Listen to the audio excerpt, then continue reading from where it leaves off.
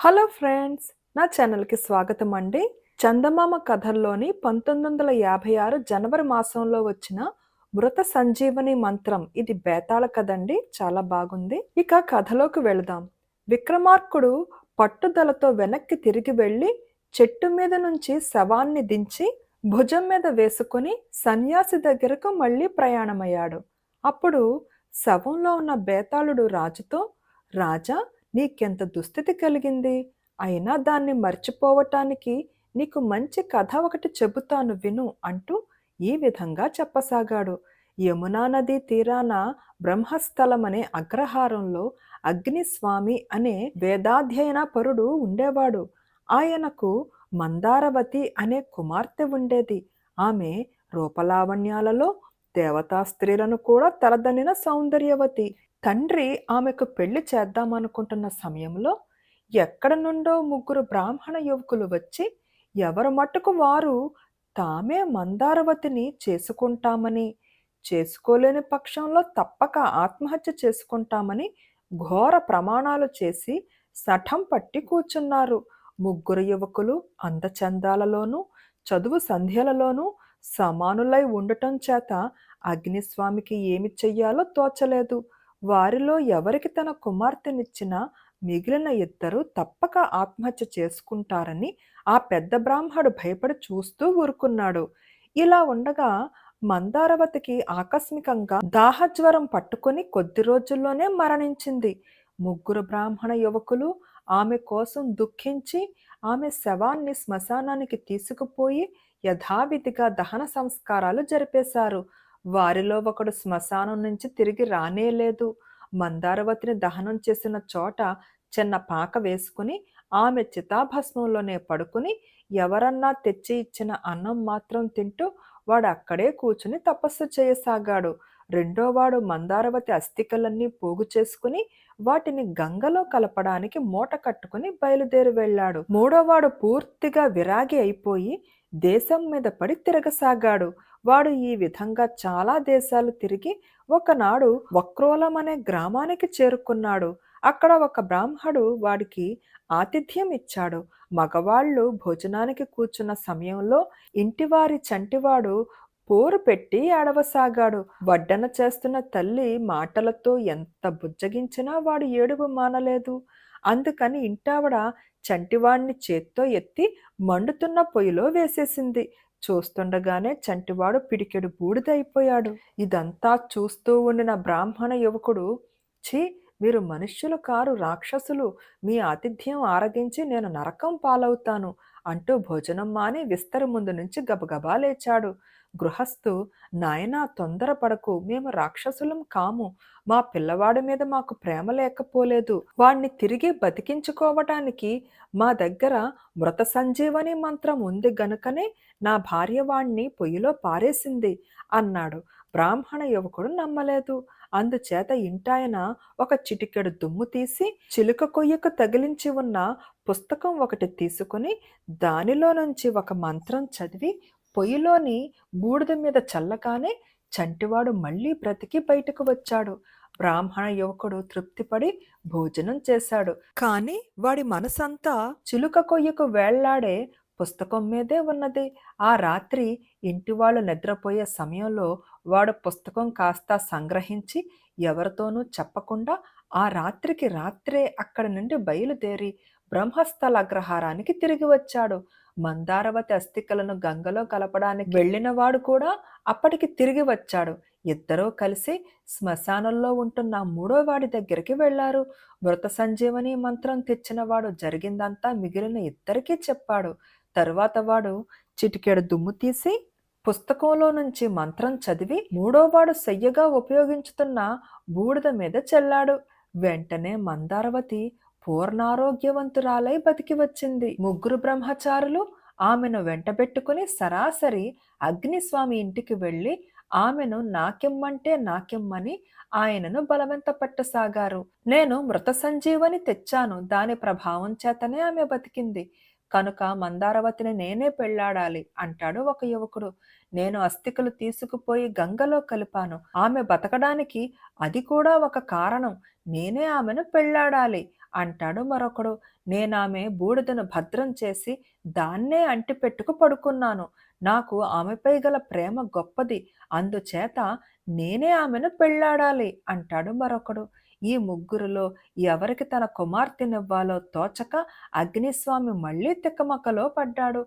బేతాళుడు ఈ కథ చెప్పి, రాజా, ఆ ముగ్గురు బ్రహ్మచారులలో మందారవతిని పెళ్లాడడానికి అర్హుడెవరు? మృత సంజీవని తెచ్చినవాడా? అస్థికలు గంగలో కలిపినవాడా? ఆమె చితికాలిన చోట పడుకున్నవాడా? తెలిసి చెప్పకపోయావో నీ తల బద్దలైపోతుంది అన్నాడు. మృత సంజీవని తెచ్చినప్పటికీ ప్రాణం ఇచ్చినవాడు తండ్రి అవుతాడు. అస్థికలు గంగలో కలిపినవాడు సోదరుడవుతాడు. వీరిద్దరికీ మందారవతిని పెళ్లాడే అర్హత లేదు. మందారవతి చచ్చిపోయినా ఆమె మీద ప్రేమ కొంచెమైనా తగ్గక ఆమె భస్మాన్ని సయ్యగా చేసుకుని పడుకున్నవాడే ఆమె నిజమైన భర్త. అతడే ఆమెను పెళ్లాడటానికి అర్హుడు అన్నాడు రాజు. ఈ విధంగా రాజుకు తిరిగి మౌనభంగం కాగానే బేతాళుడు శవంతో సహా పారిపోయి మళ్ళీ చెట్టెక్కాడు. కథ పేరు ఎవరి కొడుకు. విక్రమార్కుడు పంతంతో వెనక్కు వెళ్ళి చెట్టు మీద నుంచి శవాన్ని దించి తన భుజం మీద వేసుకుని మౌనంగా శ్మశానం కేసి మరొకసారి నడవసాగాడు. అప్పుడు శవంలో ఉన్న బేతాళుడు, రాజా, నా మూలంగా నీకు చాలా ప్రయాస కలుగుతున్నది. అందుచేత ఇప్పుడు నీకొక వింత కథ చెబుతాను విను. విక్రమార్కుడికి ఈ క్రింది కథ చెప్పాడు. తామ్రలిప్తి అనే నగరంలో ఒక వైశ్యుడుండేవాడు. ఆయనకు ధనవతి అనే ఒక కుమార్తె ఉండేది. ఆమెకు యుక్త వయస్సు వచ్చి వివాహం చేద్దామనుకుంటున్న సమయంలో తండ్రికి కాస్త జబ్బు చేసి చనిపోయాడు. చనిపోయే నాటికి వైశ్యుడికి ఆస్తి ఆటే లేకపోగా బోలెడన్ని అప్పులున్నాయి. అప్పుల వాళ్ళు తన నగలు కాజేస్తారేమో, కూతురికి పెట్టుకోవటానికైనా ఉండదని భయపడి వైశ్యుడి భార్య తన నగలన్నీ మూటగట్టుకుని ధనవతిని వెంటబెట్టుకుని అర్ధరాత్రి అంధకారంలో మరొక దేశానికి ప్రయాణమయ్యింది.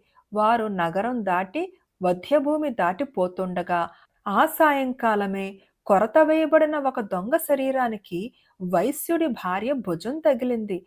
ఆ బాధతో దొంగ, అయ్యయ్యో, అసలే చచ్చిపోతున్న నన్ను మరింత హింసిస్తున్నారెవరు అని ఆక్రోశించాడు. చీకటిలో కనిపించలేదు నాయనా అన్నది వైశ్య స్త్రీ. మీరెవరు? ఈ వేళప్పుడు ఎక్కడికి పోతున్నారు అన్నాడు దొంగ. నేనొక వైశ్య స్త్రీని. ఇది నా కూతురు. నా భర్త పోయాడు. ఈ నగరంలో మాకిప్పుడు దిక్కెవరూ లేరు. మరెక్కడికైనా పోయి నా కుమార్తెకి పెళ్లి చేసుకుంటాను అన్నది వైశ్య స్త్రీ. దొంగ కొంచెం ఆలోచించి, అమ్మా, నేనెట్లాగో చచ్చిపోతున్నాను. అయితే నాకు పెళ్లి లేదు, పిల్లలు లేరు. కొడుకులు లేని నాకు పుణ్యలోకాలుండవు. అందుచేత నీ కుమార్తెను నాకు ధారపొయ్యి. ఆ తరువాత ఆమెకు పుట్టే పిల్లలు నాకు క్షేత్రజ సంతానం అవుతారు. వారి ద్వారా నాకు పుణ్యలోకాలు కలుగుతాయి. నువ్వు నాకీ ఉపకారం చేస్తివా? నేను దొంగతనం చేసిన సొమ్మంతా ఎక్కడ దాచి ఉంచానో చెబుతాను. అది తీసుకుని వెళ్ళి నువ్వు నీ కుమార్తె నీ ఇష్టం వచ్చిన చోట సుఖంగా ఉండవచ్చు. నీ కుమార్తె పెళ్లి చేసుకోనూ వచ్చు అన్నాడు.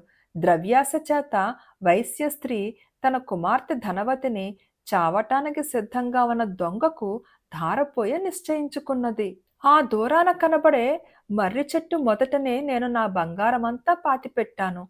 నేను చచ్చిపోయేలోగా ఆ ధనం తవ్వి తెచ్చుకో. నేను పోయాక నన్ను తీసుకుని పోయి దహనం చేసి నా అస్థికలు తీసుకుపోయి నీటిలో కలుపు. ఈ సమీపంలోనే వక్రోలం అనే నగరం ఉంది. ఆ దేశపు రాజు చాలా మంచివాడు. ఆయన ఏలుబడిలో ప్రజలు చాలా సుఖంగా ఉంటున్నారు. మీరక్కడికి వెళ్ళండి అని దొంగ సలహా ఇచ్చాడు.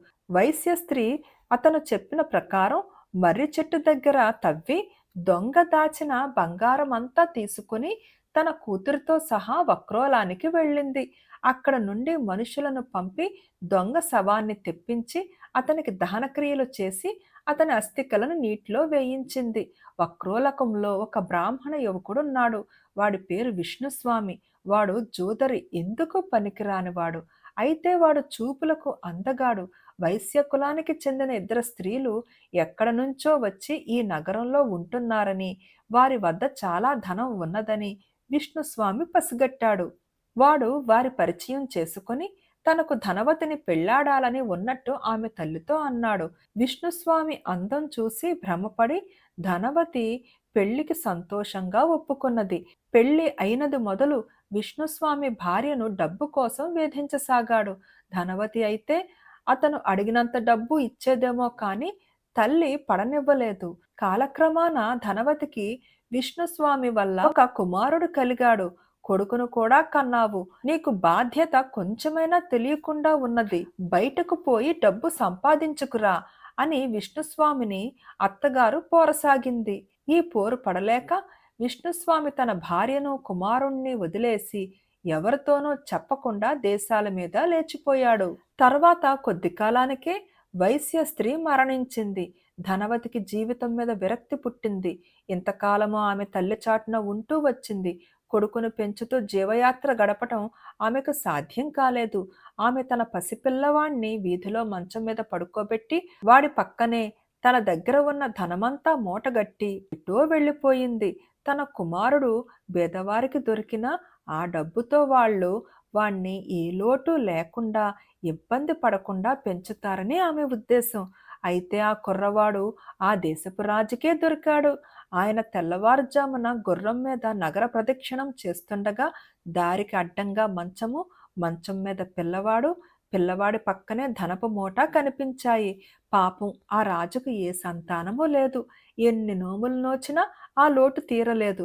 భగవంతుడు ఈ రూపంలో పుత్రదానం చేశాడనుకున్నాడు రాజు. పిల్లవాడు చూడటానికి చాలా అందంగా ఉన్నాడు.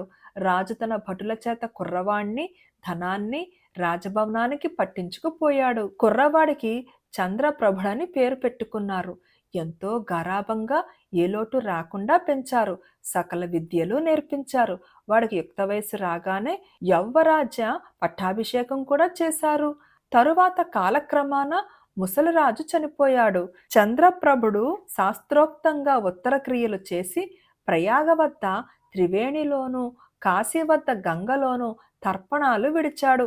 తర్వాత అతను తండ్రికి పిండం వెయ్యడానికి గయకు వెళ్ళాడు. గయాకూపంలో అతను పిండం వెయ్యబోయే సమయానికి నీటిలో నుంచి 3 చేతులు పైకి లేచాయి. అందులో ఒక చెయ్యి సంకెళ్ళ గుర్తులు కలిగి దొంగ చెయ్యిలాగా ఉంది. రెండవది పవిత్రం ధరించి బ్రాహ్మడి చెయ్యిలాగా ఉంది. మూడవది ఉంగరం ధరించి రాజు చెయ్యిలాగా ఉంది. బేతాళుడు ఇంతవరకు కథ చెప్పి, రాజా, చంద్రప్రభుడు పిండాన్ని దొంగ చేతిలో పెట్టాలా, స్వయంగా తన తండ్రి అయిన బ్రాహ్మడి చేతిలో పెట్టాలా, లేక తనను పెంచి పెద్దవాణ్ణి చేసి తన రాజ్యానికి వారసుణ్ణి చేసిన రాజు చేతిలో పెట్టాలా? వారు ముగ్గురిలోనూ అతడు ఎవరి కొడుకు? సమాధానం తెలిసి చెప్పకపోయావో నీ తల పగిలిపోతుంది అన్నాడు. ఆ పిండం దొంగకే చెందుతుంది అనడానికి సందేహం లేదు. ఎందుకంటే చంద్రప్రభుడు దొంగ కొడుకే తప్ప మిగిలిన ఇద్దరికి కొడుకు కాదు. విష్ణుస్వామి ధనం కోసం ధనవతికి అమ్ముడు పోయినవాడు. ఇక రాజు చంద్రప్రభుడి డబ్బుతోనే పెంచి పెద్దవాణ్ణి చేశాడు. ధనవతి దొంగకే ధారాదత్తమయ్యింది. క్షేత్రజ్ఞ పుత్రుడు తనకు మంచి లోకాలు కల్పిస్తాడనే ఆశతోటే దొంగ ఆమెను దానం పుచ్చుకున్నాడు. దొంగ సొమ్ము కోసరమే విష్ణుస్వామి ధనవతిని పెళ్లాడాడు. ఆ దొంగ సొమ్ముతోనే రాజు కుర్రవాణ్ణి పెంచాడు. అందుచేత ఆ దొంగకే చంద్రప్రభుడు పిండం వెయ్యాలి. అదే ధర్మసమ్మతం అని విక్రమార్కుడు జవాబిచ్చాడు. ఈ విధంగా రాజుకు తిరిగి మౌనభంగం కాగానే బేతాళుడు శవంతో సహా మాయమై మళ్ళీ చెట్టెక్కాడు. కథ పేరు ముగ్గురు శక్తిమంతులు. విక్రమార్కుడు మళ్ళీ చెట్టు వద్దకు తిరిగిపోయి దాని మీద ఉన్న శవాన్ని దించి భుజం మీద వేసుకుని మౌనంగా శ్మశానం వైపు నడవసాగాడు. బేతాళుడు, రాజా, శక్తి సంపన్నుడువైన నిన్ను చూస్తుంటే నాకొక కథ జ్ఞాపకం వస్తున్నది. ఆ కథ నీకు చెబుతా, శ్రద్ధగా విను అంటూ ఈ క్రింది విధంగా చెప్పసాగాడు. పూర్వం దక్షిణ దేశంలో ఒక కాపు పెద్దకు ఒక కుమారుడు, ముగ్గురు కుమార్తెలు ఉండేవారు. తండ్రి కుమార్తెల ముగ్గురికి ముగ్గురు ధనికులను చూసి పెళ్లి చేశాడు. కాపు కొడుకు ఇంకా పెళ్లి చేసుకోలేదు. తన చెల్లెళ్ళు కాపురాలకి వెళ్ళిన ఒక ఏడాదికి కాపు కొడుకు వారిని చూడటానికి బయలుదేరి మొట్టమొదట పెద్ద చెల్లెలి ఇంటికి వెళ్ళాడు. ఏమే అమ్మాయి, నువ్వు నీ భర్త కులాసాగా ఉంటున్నారా అని అన్న చెల్లెలిని అడిగాడు. ఏం కులాసాలే అన్నయ్య, మీ బావమరిదికి బోలెడంత డబ్బున్నది గాని చేసేటందుకు పని లేదు. ఆయన గొప్ప విలుకాడు. నేను స్నానం చేసి బొట్టు పెట్టే ముందు పెట్టుకుని కూర్చోగానే ఆయన విల్లు బాణము తీసుకుని నా బులాకి కేసి కొడతాడు. పొరపాటున గురి తప్పి బాణం నాకు తగులుతుందేమోనని ఎప్పుడూ భయపడి చస్తున్నాను. ప్రాణాలు అరచేత పట్టుకుని బతుకుతున్నాననుకో అని చెల్లెలు అన్నతో చెప్పుకున్నది. అదా సంగతి, నీ మొగుడికి నేను పని కల్పిస్తాలే, భయపడకు అని చెప్పి కాపు కొడుకు రెండో చెల్లెలిని చూడబోయాడు. ఏమే అమ్మాయి, నువ్వు నీ భర్త కులాసాగా ఉంటున్నారా అని అతని రెండో చెల్లెల్ని అడిగాడు. ఏం కులాసాలే అన్నయ్య, మీ బావమరిదికి బోలెడంత డబ్బున్నది గాని చేసేటందుకు పని లేదు.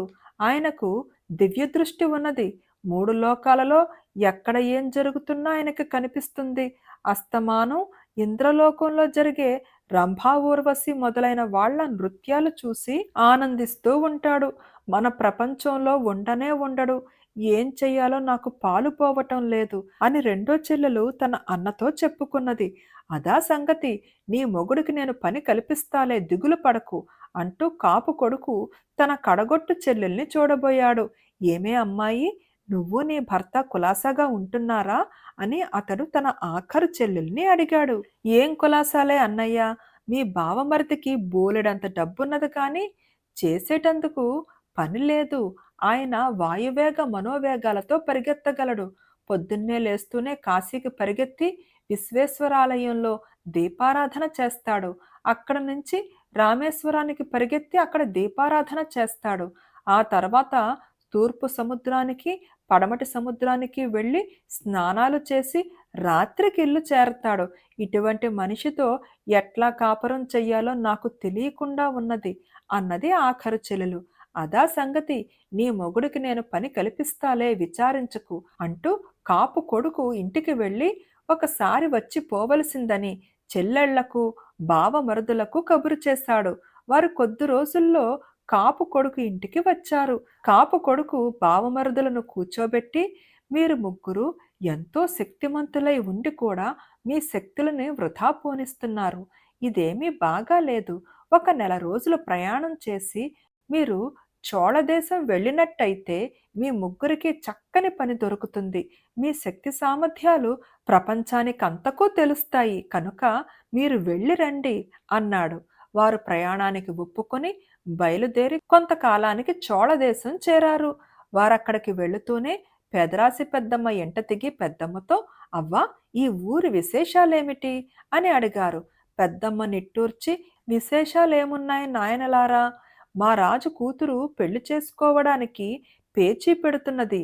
వాడని దేవపారిజాతపు పుష్పాలు తెచ్చి ఇచ్చిన వాణ్ణి తప్ప మరెవరినీ ఆమె పెళ్ళాడదట. దేవపారిజాతాలు ఎక్కడ ఉన్నాయని, ఎంత దూరాన ఉన్నాయని, వాటిని వాడేలోపుగా ఎవరు తెస్తారని మా రాజుగారు దిగులుతో మంచం పట్టారు అన్నది. శక్తిమంతులు ముగ్గురు కూడబలుక్కుని రాజుగారి దగ్గరికి వెళ్ళి, మహారాజా, మీ కుమార్తె వాడని దేవపారిజాత పుష్పాలు తెచ్చిన వాణ్ణి పెళ్లాడతానని అన్నదట. వాటిని మేము తెస్తాము అన్నారు. అంతకంటే కావలసిందేమిటి? అలాగే తీసుకురండి అన్నాడు రాజు. వారు ముగ్గురు కలిసి ఊరి పొలిమేర చేరుకున్నారు. దివ్యదృష్టి కలవాడు చుట్టూ కలయ చూసి ఒక వేపుగా వేలు చూపి, ఈ దిక్కున 2000 యోజనాల దూరాన ఒక అడవి అవతల దేవపారిజాత వృక్షాల తోట ఉన్నది అన్నాడు. వెంటనే మనోవేగుడు ఆ దిక్కుగా బయలుదేరాడు. వాడు కనబడకుండా పోయినాక కూడా దివ్యదృష్టి కలవాడు వాణ్ణి చూస్తూ, మనవాడు అరణ్యాన్ని చేరుకున్నాడు. పారిజాతపు తోట ప్రవేశించాడు. పూలు కోస్తున్నాడు. మూట గట్టుతున్నాడు. తిరుగు ప్రయాణమైనాడు. అరణ్యంలో విశ్రాంతి కోసం ఒక చెట్టు కింద నడుము వాల్చాడు. అయ్యయ్యో, పులి పక్కనే ఉన్న పొదలో నుంచి మన వాణ్ణి చూస్తున్నది అని వాపోసాగాడు. ఎటుగా ఉన్నదా పులి? వేలితో చూపు, తక్షణం దాన్ని హతమారుస్తాను అన్నాడు గురి కలవాడు. దివ్యదృష్టి కలవాడు పులి ఉన్న దిక్కుగా వేలు పెట్టి చూపాడు. మరుక్షణం గురి కలవాడు బాణం ఎక్కుపెట్టి వదిలాడు. ఆ! దెబ్బకు పులి చచ్చింది. దాని అరుపుకు మనవాడు లేచాడు. బయలుదేరి వచ్చేస్తున్నాడు. ఇక భయం లేదు అన్నాడు దివ్యదృష్టి కలవాడు. మరి కొంచెం సేపటికి మనోవేగుడు దేవపారిజాత పుష్పాలతో తిరిగి రానే వచ్చాడు. ముగ్గురూ కలిసి రాజుగారి వద్దకు పూలు పట్టుకుపోయి, మహారాజా, వాడని దేవపారిజాత పుష్పాలు తెచ్చాం అన్నారు. రాజు నిర్ఘాంతపోయి, వీటిని మీలో ఎవరు తెచ్చారు అని అడిగాడు. కనిపించటం లేదా? మేం ముగ్గురము తెచ్చాం అన్నారు వారు. రాజు అయోమయంలో పడిపోయాడు. తన కూతురిని ఆ ముగ్గురిలో ఎవరికిచ్చి చెయ్యాలో రాజుకు తోచలేదు. బేతాళుడు ఈ కథ చెప్పి, రాజా, ఆ ముగ్గురిలో రాజకుమార్తెను చేసుకోవటానికి ఎవడు అర్హుడో చెప్పు. తెలిసి కూడా సమాధానం చెప్పకపోయావో తల పగిలిపోతుంది అన్నాడు. రాజకుమార్తెను పెళ్లాడటానికి ముగ్గురు అర్హులు కారు. వారు శక్తి సంపన్నులే అయినప్పటికీ తమ శక్తులను సద్వినియోగం చేసుకునే నేర్పు వారిలో ఒక్కరికీ లేదు. ఆ నేర్పు కనపరిచిన వాడు వారి బావమరిది. అతనే రాజకుమార్తెను పెళ్లాడటానికి అన్ని విధాలా అర్హుడు అన్నాడు విక్రమార్కుడు. ఈ విధంగా రాజుకు తిరిగి మౌనభంగం కలగగానే బేతాళుడు శవంతో సహా మాయమై మళ్ళీ చెట్టెక్కాడు. బేతాళ కథలో ప్రత్యుపకారం అనే కథ చదివి వినిపిస్తున్నానండి. ఇక కథలోకి వెళ్దాం. విసుగు చెందని విక్రమార్కుడు చెట్టు వద్దకు తిరిగిపోయి మళ్ళీ శవాన్ని దించి భుజాన వేసుకుని మౌనంగా శ్మశానం కేసి నడవసాగాడు.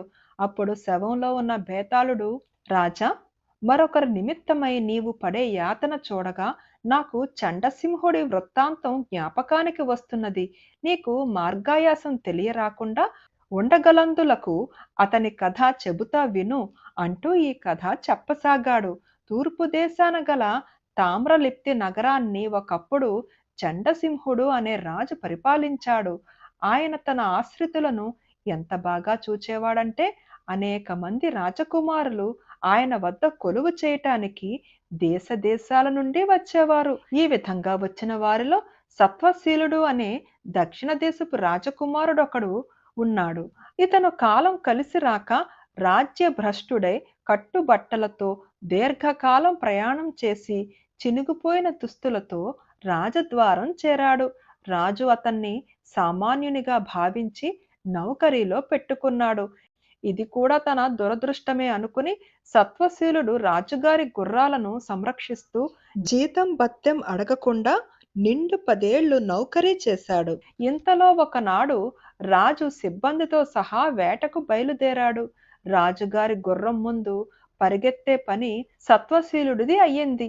వేట ఉత్సాహంలో రాజు తన పరివారాన్ని దాటి అడవిలోకి చాలా దూరం వెళ్ళాడు.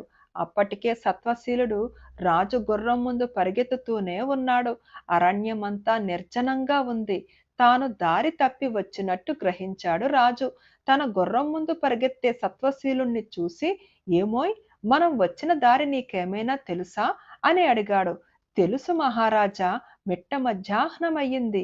మీరు కాసేపు చెట్ల నీడన విశ్రమించండి.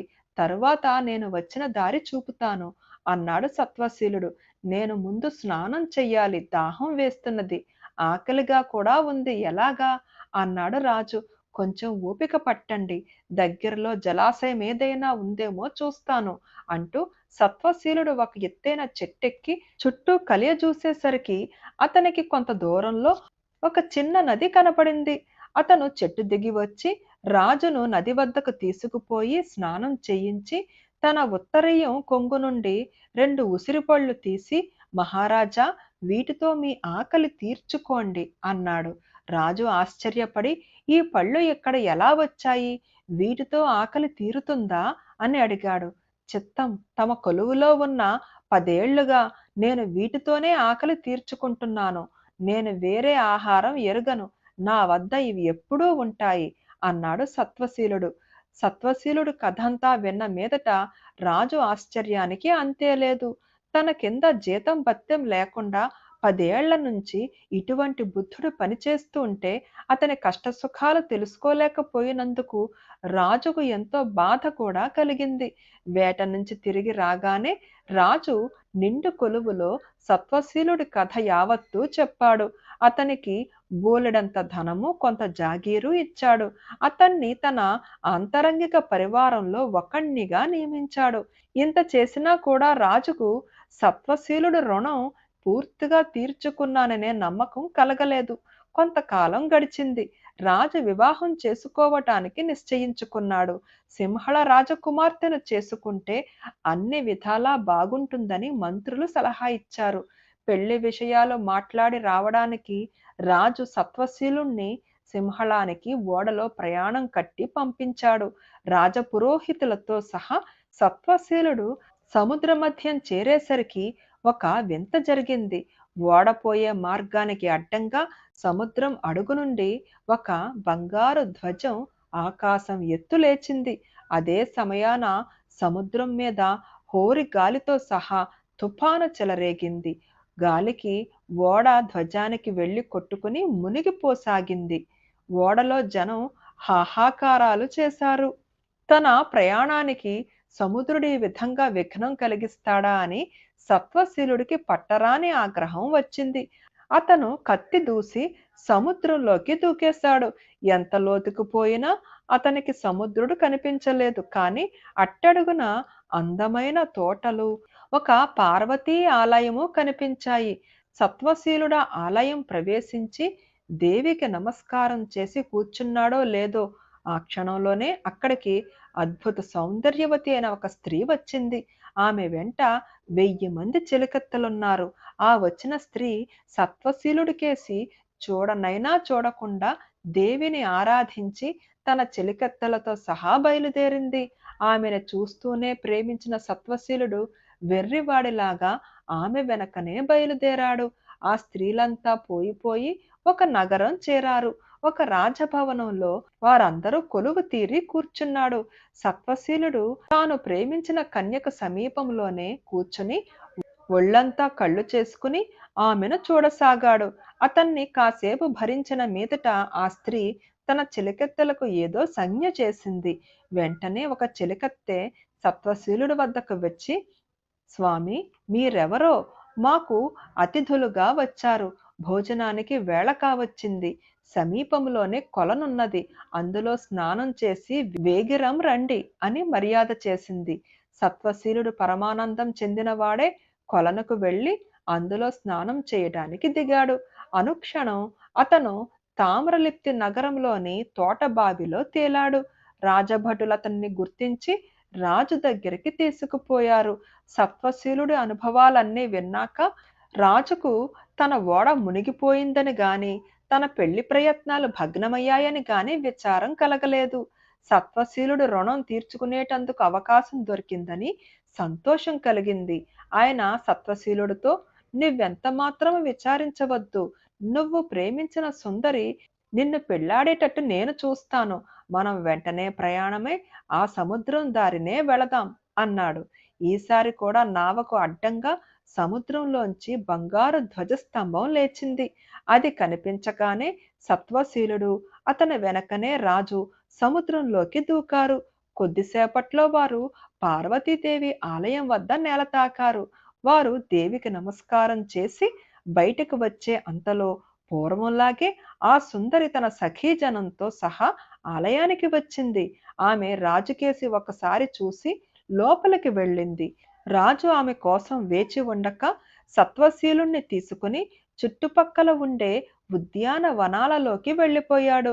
ఆ కన్య ఆలయంలో దేవీ పూజ ముగించి బయటకు వచ్చి రాజు కోసం చూసింది. అతను కనిపించకపోయేసరికి ఒక చెలికెత్తెను పిలిచి, ఇంతకు పూర్వం మనకు కనిపించిన మహారాజును ఎక్కడ ఉన్నాడో వెతికి మన ఇంటికి ఆతిథ్యానికి పిలుచుకురావే అని పంపించింది. ఆ చెలికత్తె ఉద్యానవనాలన్నీ తిరిగి రాజును చేరుకుని, మహాప్రభు, మా యజమానురాలు ఆతిథ్యానికి రమ్మన్నది, దయచెయ్యండి అని ప్రార్థించింది. ఈ పిలుపే సమస్తోపచారాలు, వేరే ఆతిథ్యం అవసరం లేదు అన్నాడు రాజు. రాజు ఇలా అన్నట్టు చెలికత్త చెప్పగానే ఆ కన్య స్వయంగా బయలుదేరి వచ్చి ఆయనను ఆహ్వానించింది. నా మిత్రుడికి మీరిచ్చిన ఆతిథ్యం గురించి విన్నాను. నాకు అలాంటి ఆతిథ్యంతో పని లేదు అన్నాడు రాజు. స్వామి, తమరు గొప్పవారు. తమ వంటి వారి దగ్గర అలా ఎందుకు చేస్తాము?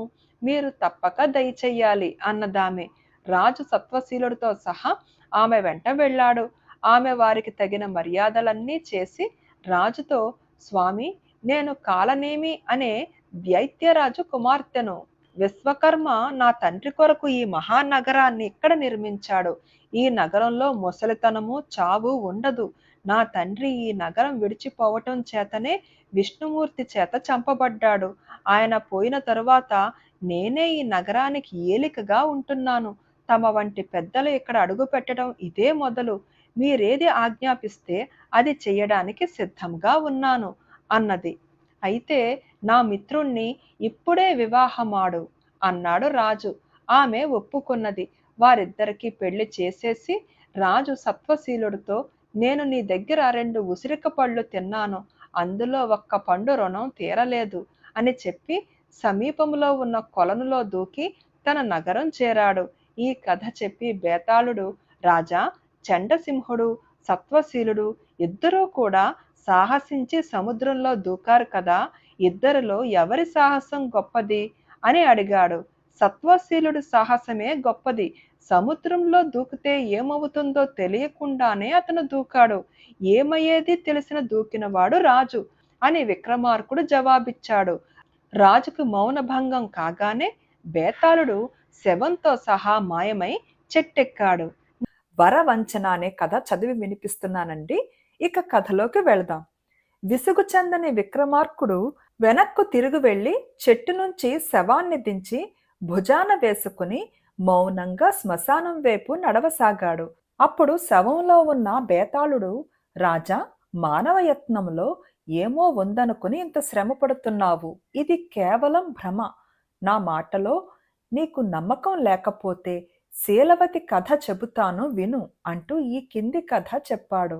పూర్వం యజ్ఞదత్తుడనే బ్రాహ్మడు బాల్యంలోనే తల్లిదండ్రులను పోగొట్టుకుని కాశీనగరానికి వెళ్ళి అక్కడ గొప్ప పాండిత్యం సంపాదించి ఎక్కడైనా బతుకు తెరువు సంపాదించుకుందామని విశాలపురం వచ్చాడు. ఆ నగరాన్ని ఏలే ధర్మపాలుడు అనే రాజు యజ్ఞదత్తుణ్ణి తన కొలువులో ఉంచుకుని ఒక బ్రాహ్మణ కన్యను చూసి వివాహం చేయించి అతన్ని ఒక ఇంటివాణ్ణి చేశాడు. కాలక్రమాన యజ్ఞదత్తుడికి ఒక కుమార్తె కలిగింది. ఆ పిల్లకు శీలవతి అని పేరు పెట్టుకున్నారు. శీలవతి అందంగా ఉండేది. ఆమెను బారసాల నాడు చూసిన దగ్గర నుంచి రాణికి ఎక్కడ లేని మాతృప్రేమ పుట్టుకొచ్చింది. పగలు రాత్రి ఆ పిల్లను తన పక్కలోనే పెట్టుకునేది. తన చేత్తోనే నీళ్లు పోసి అలంకరించేది. కొంచెం సేపు పిల్ల పాల కోసం తల్లి వద్దకు వెళితే రాణి ప్రాణం కొట్టుకుపోయేది. పాపం రాణిగారికి పిల్లలు లేరు. కానీ శీలవతిని చేరదీసిన కొద్ది కాలానికి ఆమె గర్భవతి అయి నవమాసాల అనంతరం తాను కూడా ఒక ఆడపిల్లను కన్నది. ఆ పిల్లకు కళావతి అని పేరు పెట్టారు. ఇంతకాలానికి రాణి తల్లి కావటానికి కారణం శీలవతే అని అందరూ నమ్మారు. తనకు కుమార్తె కలిగినా కూడా రాణికి శీలవతి మీద అనురాగం కొంచెం కూడా తగ్గలేదు. ఆమె ఆ పిల్లను కూడా తన కుమార్తెలాగే పెంచింది. శీలవతి ఎప్పుడూ అంతఃపురంలోనే ఉండేది. కళావతి ఆమెను అక్క అని పిలిచేది. వాళ్ళిద్దరూ ఒక గురువు దగ్గరే చదువు సాగించారు. శీలవతికి ఆ ఏటి కాయేడు గడుస్తున్న కొద్దీ యజ్ఞదత్తుడికి ఆ పిల్లను గురించి బెంగ జాస్తి అయ్యింది. ఆమె బ్రాహ్మణ పిల్లలాగా పెరగలేదు. అస్తమానం అంతఃపురంలో ఉండి క్షత్రియ కన్యలాగా పెరిగింది. రేపు స్వయంవరం జరిపించమంటుందో ఏమో అని ఆ బ్రాహ్మడికి భయం పట్టుకుంది. అందుచేత ఆయన ఎవరితోనూ చెప్పకుండా ఒక సంబంధం చూసి శీలవతికి పెళ్లి ముహూర్తం నిశ్చయించాడు. ఈ సంగతి తెలియగానే శీలవతికి మనసుకి కష్టం కలిగింది. ఆమె ఇంతకు చాలా కాలం పూర్వమే కళావతితో కలిసి ఒక శపథం చేసుకున్నది. అదేమంటే వాళ్ళిద్దరూ ఒకేసారి పెళ్లాడాలి. ఒకరు చేసుకోబోయే యువకుడు రెండో వారికి కూడా నచ్చాలి. అయితే యజ్ఞదత్తుడు శీలవతికి పెళ్లి నిశ్చయం చేయటంతో ఆ పిల్లలు అనుకున్న మాటలన్నీ వృధా అయిపోయాయి. ఈ పెళ్లి తప్పించేయాలని ఆమె నిశ్చయించుకున్నది. ఒకనాటి సాయంకాలం ఉద్యానవనం నుంచి తిరిగి వచ్చేటప్పుడు శీలవతి కళావతితో, నేను నదిలో స్నానం చేసి ఇప్పుడే వస్తాను, నువ్వు ఇంటికి పద అని చెప్పి వెళ్ళిపోయింది. ఆమె నది వద్ద తన దుస్తులు విప్పి ఒక రాతి కింద పెట్టి, తాను బ్రహ్మచారి దుస్తులు ధరించి జడ విప్పి ముడివేసి ఒంటరిగా బయలుదేరింది. అక్క ఎంతకీ రాకపోవడం చూసి కళావతి కొందరు భటులను నది వద్దకు పంపింది. వారు శీలవతి దుస్తులు మాత్రం తెచ్చి మనిషి కనిపించలేదన్నారు. శీలవతి చనిపోయిందని అందరూ రూఢి చేసుకుని శోకాలు పెట్టారు. మీరు తన పెళ్లి నిశ్చయించినప్పటి నుంచి అక్క మనసు చెడిపోయింది, ఆమెకి ఈ పెళ్లి ఇష్టం లేదు అని కళావతి యజ్ఞదత్తుడితో చెప్పేసింది. అది వినగానే ఆ బ్రాహ్మడు తన కుమార్తె బుద్ధిపూర్వకంగా ఆత్మహత్య చేసుకున్నదని, దానికి తానే కారకుడునని అనుకున్నాడు. ఆయన మనస్సు విరిగిపోయింది. ఆయన మతి చెడిన వాడిలాగా అయిపోయి భార్యతో సహా దేశం విడిచిపోయాడు. ఈ లోపల బ్రహ్మచారి వేషంలో శీలవతి చాలా రోజులు కాలినడకను ప్రయాణం చేసి బ్రహ్మస్థలమనే గ్రామం చేరుకున్నది. ఆ ఊరి వాళ్ళు కొందరు ఆమెను, ఎవరు బాబు నువ్వు, ఒంటరిగా ఎక్కడికి వెళుతున్నావు అని అడిగారు. శీలవతి, అయ్యా, నేనొక బీద బ్రహ్మచారిని, నా పేరు కృతవర్మ, నాకెవ్వరూ లేరు, చదువుకుందామని కాశీ వెళుతున్నాను అన్నది వారితో.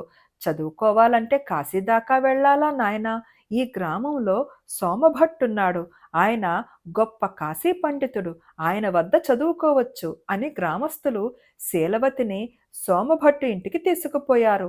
సోమభట్టు బ్రహ్మచారి వేషంలో ఉన్న శీలవతిని చూసి ముచ్చటపడి తన ఇంట ఉంచి చదువు చెప్పటానికి ఒప్పుకున్నాడు. ఈ సోమభట్టుకు సత్యవతి అనే ఒక కుమార్తె ఉన్నది. అసలే ఆ పిల్ల అనాకారిది. దానికి తగ్గట్టే స్ఫోటకం పోసి ముఖం మరింత వికారంగా అయిపోయి ఒక కన్ను కూడా పోయింది. ఆ పిల్లకు పెళ్ళియీడు వచ్చింది. సోమభట్టు తన కూతురిని ఇల్లు దాటి రానివ్వక ఎంతో రహస్యంగా ఉంచుతూ సంబంధాలు వెతకసాగాడు. చిట్ట చివరకు విద్యాభాస్కరుడు అనే బ్రాహ్మణ యువకుడు పెళ్లాడటానికి ఒప్పుకుని తాంబూలాలు కూడా పుచ్చుకున్నాడు. కానీ ముహూర్తానికి ముందే ఎవరో అతనితో సోమభట్టు గారి కుమార్తె చాలా కురూపి అని చెప్పడం వల్ల తాను పిల్లను ముందుగా చూడాలని, కొద్ది రోజులలో అక్కడికి వస్తున్నానని కబురు చేశాడు. ఈ కబురు అందగానే సోమభట్టుకు కాళ్ళు చేతులు ఆడలేదు. ఈ చిక్కు నుంచి బయటపడటానికి ఆయన ఒక ఆలోచన చేశాడు. ఆయన శీలవతిని చాటుకు పిలిచి, చూడు బాబు, నాకొక్క ఉపకారం చెయ్యాలి. మీ దేశపు బ్రహ్మచారులు ఆడపిల్లలాగా జుట్టుంచుకోవడం కూడా మేలే అయ్యింది. నువ్వు ఒక్కసారి ఆడవేషం వేసుకుంటావా అంటూ తన కుమార్తె పెళ్లి వివరాలన్నీ చెప్పాడు. చిన్నతనం నుంచి ధైర్య సాహసాలు నేర్చుకుని అప్పటికే మారువేషంలో మారు పేరుతో ఉన్న శీలవతి ఆడవేషం వేయటానికి సమ్మతించింది. కొద్ది రోజులకే విద్యాభాస్కరుడు పెళ్లి కూతుర్ని చూడటానికి వచ్చాడు. శీలవతికి చీర కట్టి రవిక తొడిగి నగలు పెట్టి చక్కగా ముస్తాబు చేసేసరికి అద్భుతమైన అందగత్తెగా తయారయ్యింది. ఆ పిల్లను చూసి విద్యాభాస్కరుడు పరమానంద భరితుడైనాడు. వెంటనే సోమభట్టు పెళ్లి ప్రయత్నాలు ఆరంభించాడు.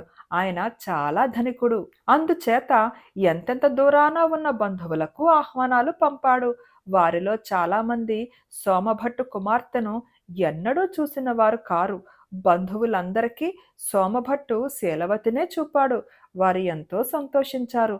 ముహూర్తం వేళ దాకా ఈ వంచన సాగించి మెడలో పుస్తి కట్టే సమయానికి తన కుమార్తెను తెరచాటున పెళ్లిపీటల మీద కూర్చోపెడదామని సోమభట్టు ఉద్దేశం. పెళ్లి రోజు పెళ్లివారు వచ్చి విడుదలో దిగారు. సోమభట్టు తన అసలు కుమార్తెను పెళ్లి కూతుర్ని చేయించి ఒక గంపలో కూర్చోబెట్టించి చీకటి కొట్టులో ఉంచాడు. గౌరీ వ్రతానికి మాత్రం శీలవతే వెళ్ళింది. ఆ సమయంలో పెళ్లివారంతా ఆమెను చూసి ఎంతో మురిసిపడ్డారు.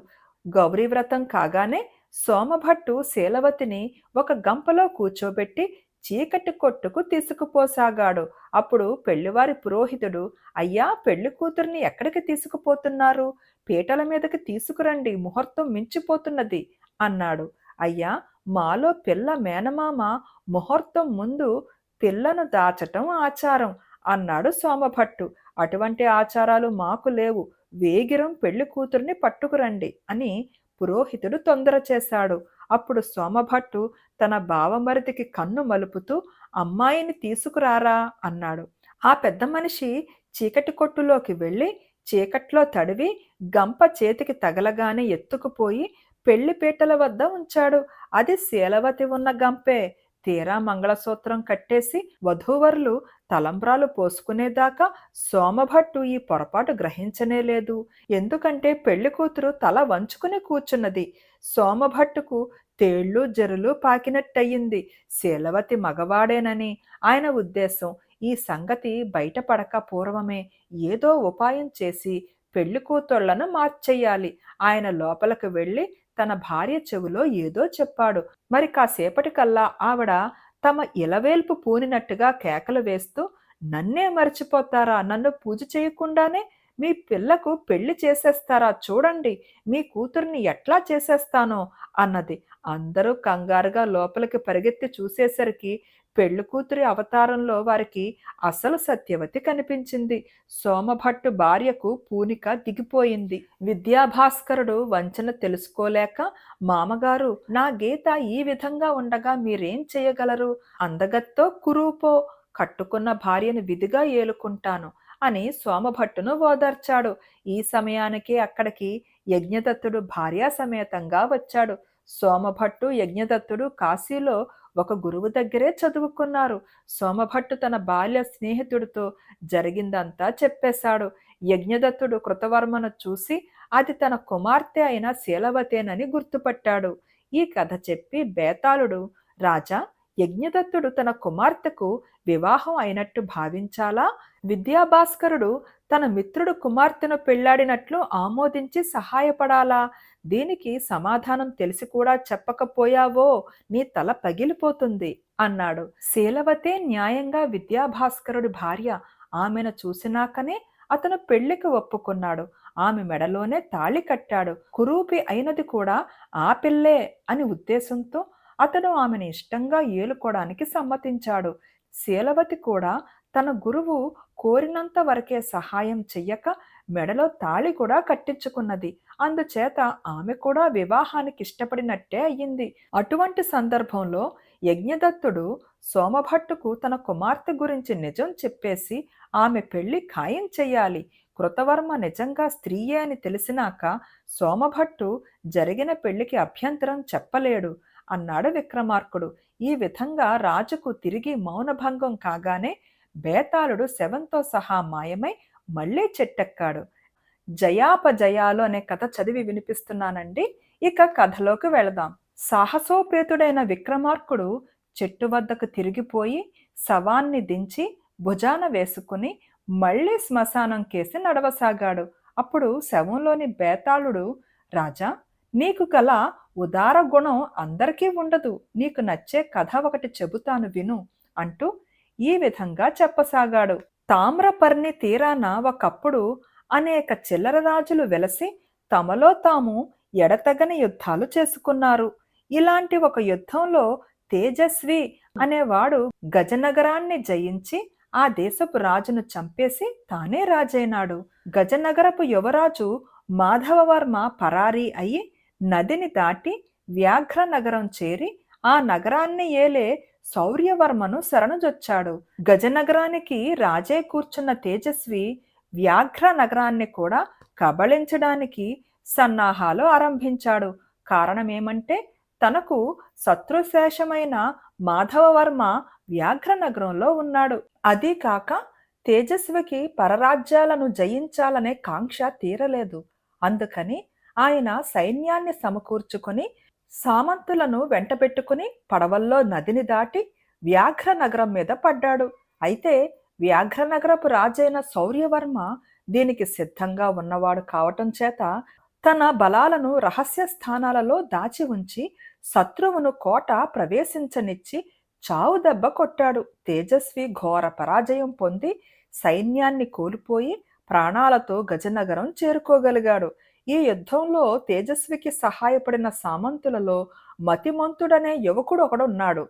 వ్యాఘ్ర నగరపు కోటను ప్రవేశించిన వారిలో ఇతను కూడా ఒకడు. ఆ సమయంలో ఈ మతిమంతుడు శౌర్యవర్మ కుమార్తెను లావణ్యవతిని చూశాడు. అది మొదలు మతిమంతుడికి లావణ్యవతిని ఎలా పెళ్లాడాలా అన్న ఆలోచన తప్ప మరొక ఆలోచనే లేదు. అతను ఒకనాడు తేజస్వి దగ్గరకు వెళ్ళి, మహారాజా, వ్యాఘ్ర నగరంలో మనకు జరిగిన పరాభవం తలుచుకుంటే నాకు నిద్రాహారాలు రుచించకుండా ఉన్నాయి.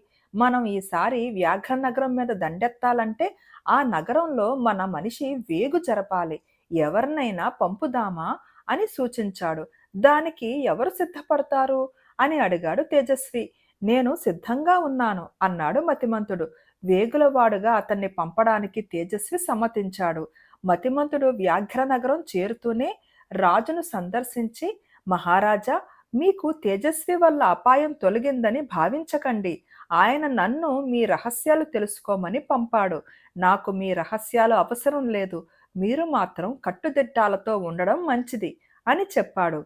శౌర్యవర్మ వెంటనే చుట్టుపక్కల రాజులనందరినీ పిలిపించి, తేజస్వి తన పైన పడే పక్షంలో వారందరూ తనకు సహాయం వచ్చేటట్టు రహస్య ఒడంబడిక చేసుకున్నాడు. మతిమంతుడు శౌర్యవర్మతో తాను లావణ్యవతిని పెళ్లాడగోరుతున్నట్టు చెప్పాడు. శౌర్యవర్మ ఇందుకు ఆమోదం తెలిపాడు.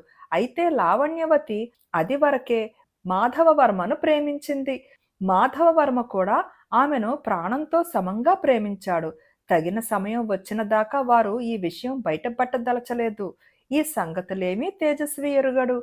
కాని మతిమంతుడు తనను వంచినట్టు స్పష్టమయింది. అందుచేత ఆయన, మీ వద్ద ఉన్న రాజద్రోహి అయిన మతిమంతుణ్ణి, నా విరోధి అయిన మాధవవర్మను వెంటనే ఒప్పగించకపోయినట్టయితే మీ రాజ్యాన్ని నేలమట్టం చేస్తాను అని బెదిరిస్తూ శౌర్యవర్మకు కబురు చేశాడు.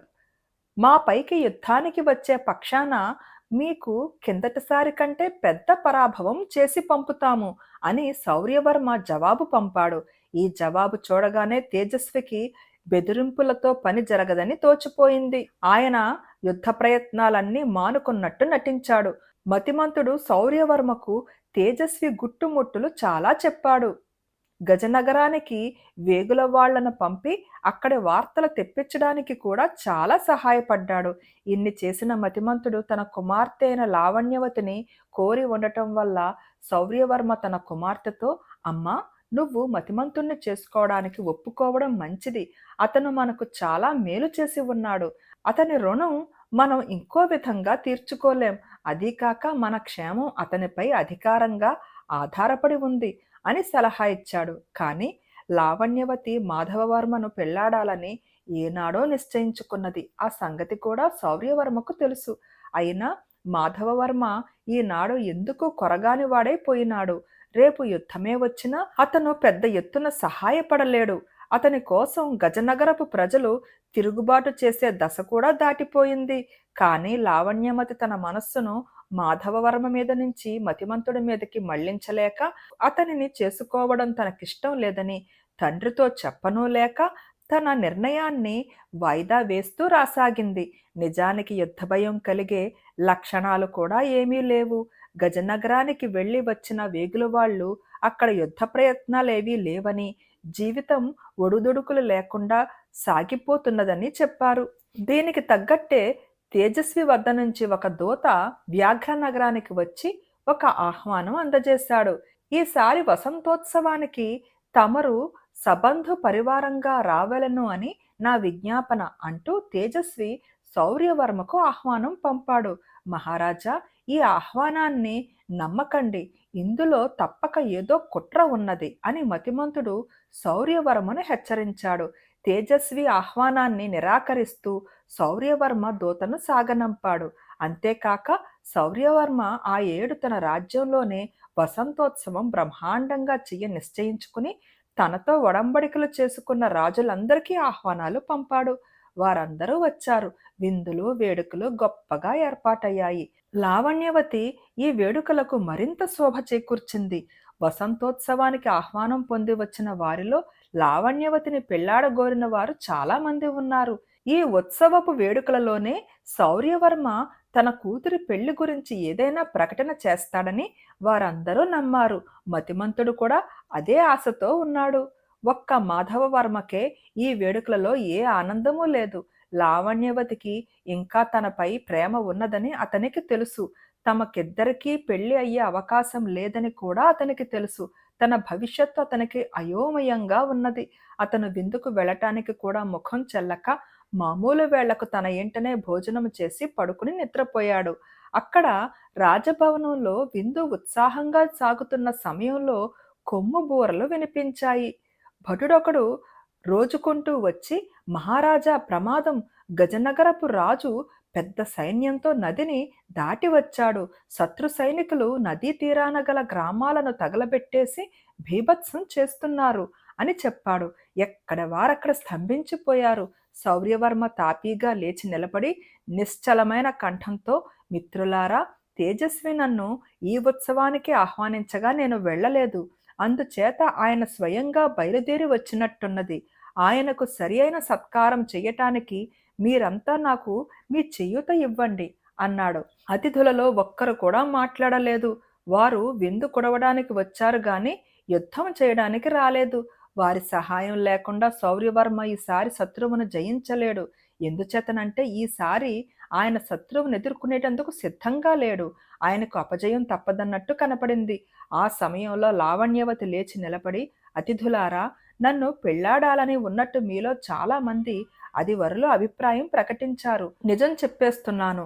నేను మాధవవర్మను చేసుకుందామని అనుకున్నాను. కానీ ఇప్పుడు దేశ క్షేమం కోరి ఆ ఉద్దేశం మార్చుకుంటున్నాను. ఈ ఆపత్ సమయంలో నా తండ్రికి మీలో ఎవరు ఎక్కువగా తోడ్పడతారో వారిని నేను మనస్ఫూర్తిగా పెళ్లాడతాను. ఇందుకు ఈశ్వరుడే సాక్షి అని ఎలుగెత్తి చెప్పింది. ఈ మాటలు వినగానే అందరిలోనూ ఒక్కసారిగా చైతన్యం ప్రవేశించినట్టయింది. లావణ్యవతిని గెలుచుకోవడం ఇక తమ వంతు. వారు భోజనాల ముందు నుంచి లేచి తమ తమ బలాలను యుద్ధానికి ఆయత్తం చేయడానికి బయలుదేరారు. లావణ్యవతి కూడా ఆ చీకటి సమయంలో రహస్య మార్గాన మాధవవర్మ ఇల్లు చేరింది. అతను గాఢ నిద్రలో ఉన్నాడు. ఆమె అతన్ని లేపి, ఒక వంక మాన ప్రాణాలకు హాని జరుగుతుంటే సుఖంగా నిద్రపోతున్నావా, లే లే అంటూ యుద్ధం గురించి, తాను చేసిన వాగ్దానం గురించి అతనితో చెప్పేసింది. ఇది వరకు నిన్నే పెళ్లాడతానని మాట ఇచ్చి ఉన్నాను. కానీ ఇక ఇప్పుడు నన్ను భారీగా గెలుచుకునే భారం నీ పైన ఉన్నది అని మాధవవర్మను హెచ్చరించి వచ్చిన దారినే ఆమె అంతఃపురానికి తిరిగి వెళ్ళిపోయింది. ఆమె వెళ్ళినాక కొంతసేపటి దాకా మాధవవర్మ మూఢుడిలాగా అలాగే కూర్చున్నాడు. ఆ తరువాత అతను బాకు ఒకటి తీసి బొడ్డున పెట్టుకుని బయలుదేరాడు. అతను అరణ్యం గుండా నదికేసి పోతుండగా ఒక పక్కన అలికిడి వినిపించింది. అతను జాగ్రత్తగా అటువైపు వెళ్ళి అక్కడ శత్రు సైనికుల శిబిరం ఉన్నట్లు గమనించాడు.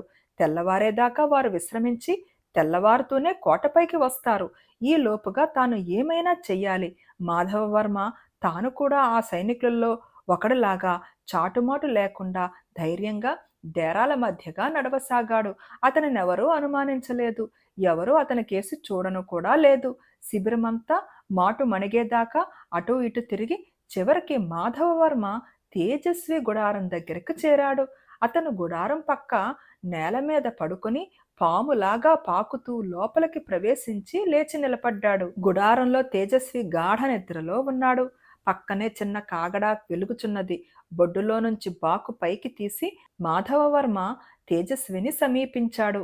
ఈ తేజస్వి అకారణంగా తమ రాజ్యంపై పడి తన తండ్రిని చంపాడు, రాజ్యాన్ని హరించాడు, తనను కాంతిశీకుణ్ణి చేశాడు. వాడే తన గర్భశత్రువు. వీడి ప్రాణాలిప్పుడు తన చేతిలో ఉన్నాయి. వీడు చస్తే తనకు రాజ్యప్రాప్తి కలుగుతుంది. శౌర్యవర్మకు చుట్టుకున్న ఆపద గడుస్తుంది. లావణ్యవతి తన భార్య అవుతుంది. కానీ మాధవవర్మ తేజస్విని చంపలేదు. ఎంత శత్రువైతే మాత్రం నిరాయుధుణ్ణి ఎలా చంపను? నా వల్ల కాదు అనుకుని తన చేతిలో బాకును తేజస్వి తలపక్క దిండులో గుచ్చి మాధవవర్మ వచ్చిన దారినే కోటకు తిరిగి వెళ్ళిపోయాడు. తెల్లవారే లోపుగా కోట రక్షణలన్నీ పూర్తి అయ్యాయి.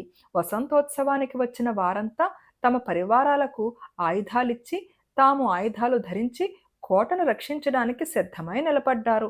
ఇలా తయారైన వారిలో మతిమంతుడు మాధవవర్మ కూడా ఉన్నారు. అరుణోదయం వేళ కోట ముట్టడి ఆరంభమయ్యింది.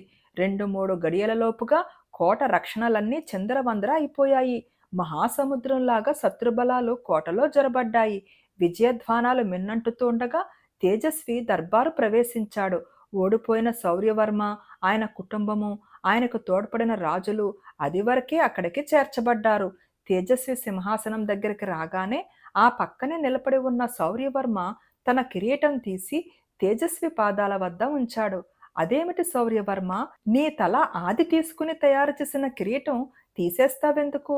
అది నీ తల మీద రాణించినట్టుగా నా పాదాల దగ్గర ఎలా రాణిస్తుంది? ఒక చిన్న అపోహలో మీరంతా పడిపోయారని నాకు తోస్తోంది. నేను కేవలం అతిథిగా వచ్చాను. వసంతోత్సవానికి ఆహ్వానిస్తే మీరు రాలేదు. అందుకని నేనే వచ్చాను. అయితే మీరు కోట ద్వారాలు మూసి వాటికి సాయుధ రక్షణలు పెట్టి మాకు శ్రమ కలిగించటం చేత నేరుగా రావటానికి బదులు కోట గోడలు దూకి రావలసి వచ్చింది. నీ కిరీటం ఉంచుకో శౌర్యవర్మ, నేను పుచ్చుకునేటందుకు రాలేదు, ఇచ్చేందుకే వచ్చాను అంటూ తేజస్వి ఒక బాకు పైకి తీశాడు. ఇది ఎవరిదో మీ వాళ్లలో ఒకరిది. వాళ్ళు దీన్ని నా గుడారంలో వదిలిపెట్టి వెళ్లారు. ఆ వదిలిపెట్టిన వారెవరో నేను తెలుసుకోవచ్చా? అన్నాడు తేజస్వి చుట్టూ కలయ చూస్తూ. మాధవవర్మ ధైర్యంగా ముందుకు వచ్చి నేనే అన్నాడు. అయితే నా ప్రాణాన్ని కిందటి రాత్రి గుప్పిట్లో ఉంచుకున్నవాడివి నీవేనన్నమాట. భేష్, నీ రుణం ఉంచుకోదలచలేదు. నా చేతిలో ఉన్నది నేను నీకిచ్చేస్తాను. నేనివ్వలేనిది శౌర్యవర్మ ఇస్తాడనుకుంటాను. ఏం శౌర్యవర్మ, నువ్వు మన వాడికి నీ కూతుర్ని ఇచ్చే పక్షంలో నేను గజనగర సింహాసనం ఇచ్చేస్తాను. నాకు పిల్లా జల్లా లేరు. ఈ ఇద్దరిని పెంచుకుంటాను. తథాస్తు అనుమరి అన్నాడు తేజస్వి ఉత్సాహంగా. తన చెవులను తానే నమ్మలేక బొమ్మలాగా నిలబడి ఉన్న శౌర్యవర్మకు ఒక్కసారిగా చైతన్యం వచ్చింది. ఆయన తేజస్విని ఆలింగనం చేసుకున్నాడు. అప్పటికప్పుడే గొప్ప విందులు సన్నాహాలు జరిగాయి. మరికొంతసేపటికి భోజనాల దగ్గర కాబోయే భార్యాభర్తలు పక్కపక్కనే కూర్చున్నారు. తరువాత వారి వివాహం మహావైభవంగా జరిగింది. మాధవవర్మ భార్యా సమేతుడై వెళ్లి గజనగరపు కోటలో గృహప్రవేశం చేశాడు. బేతాళుడు ఈ కథ చెప్పి, రాజా, తన తండ్రి రాజ్యాన్ని కాపాడటానికి తన ప్రేమను బలిచేయ సిద్ధపడిన లావణ్యవతి ఔదార్యం గొప్పదా? నిరాయుధుణ్ణి చంపరాదనే ఉద్దేశంతో తన భవిష్యత్తును, ప్రేమను తనకు ఆశ్రయం ఇచ్చిన శౌర్యవర్మ క్షేమాన్ని త్యాగం చేసిన మాధవవర్మ ఔదార్యం గొప్పదా? తనను తన గర్భశత్రువు చంపక వదిలినందుకు యుద్ధంలో లభించిన గెలుపును కూడా వదులుకున్న తేజస్వి ఔదార్యం గొప్పదా? సమాధానం తెలిసి కూడా చెప్పకపోయావో నీ తల బద్దలవుతుంది అన్నాడు. లావణ్యవతి గత్యంతరం లేని పరిస్థితిలో తన ప్రేమను త్యాగం చేసింది.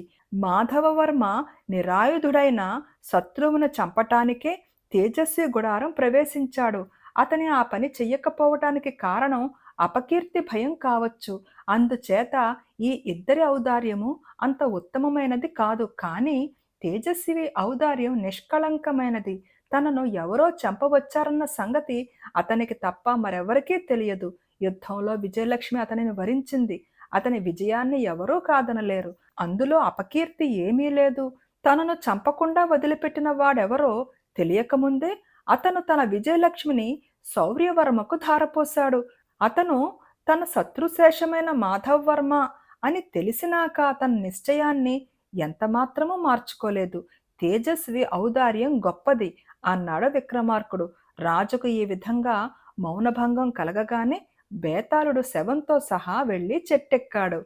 వింత మందహాసం అనే బేతాళ కథ చదివి వినిపిస్తున్నానండి. ఇక కథలోకి వెళదాం. పంతం వీడవని విక్రమార్కుడు చెట్టు వద్దకు వెళ్ళి శవాన్ని దించి భుజాన వేసుకుని మౌనంగా శ్మశానం కేసి నడవసాగాడు. అప్పుడు శవంలో ఉన్న బేతాళుడు గట్టిగా నవ్వి, వెర్రిరాజా, ఎక్కడైనా రాజులు తమ ఆపదలను తప్పుకోవటానికి ఇతరులను బలి చేస్తారు, కానీ ఇతరుల కోసం బాధపడరు. చంద్రావలోకుడి సంగతి వినలేదా? ఆ కథ చెబుతాను విను అంటూ ఈ విధంగా కథ ప్రారంభించాడు. పూర్వం చిత్రకూటాన్ని చంద్రావలోకుడనే రాజు పరిపాలించాడు. అతడు ప్రజల ఆదరాన్ని ఎంతగానో సంపాదించుకుని అందరినీ స్నేహితుల్లాగా చూసుకుంటూ సుఖంగా కాలం గడుపుతూ వచ్చాడు. అయితే అతనికి ఒక్కటే కొరత. అదేమిటంటే అన్ని విధాలా తనకు అనుకూలవతి అయిన కన్య దొరకక అతను పెళ్లాడలేదు.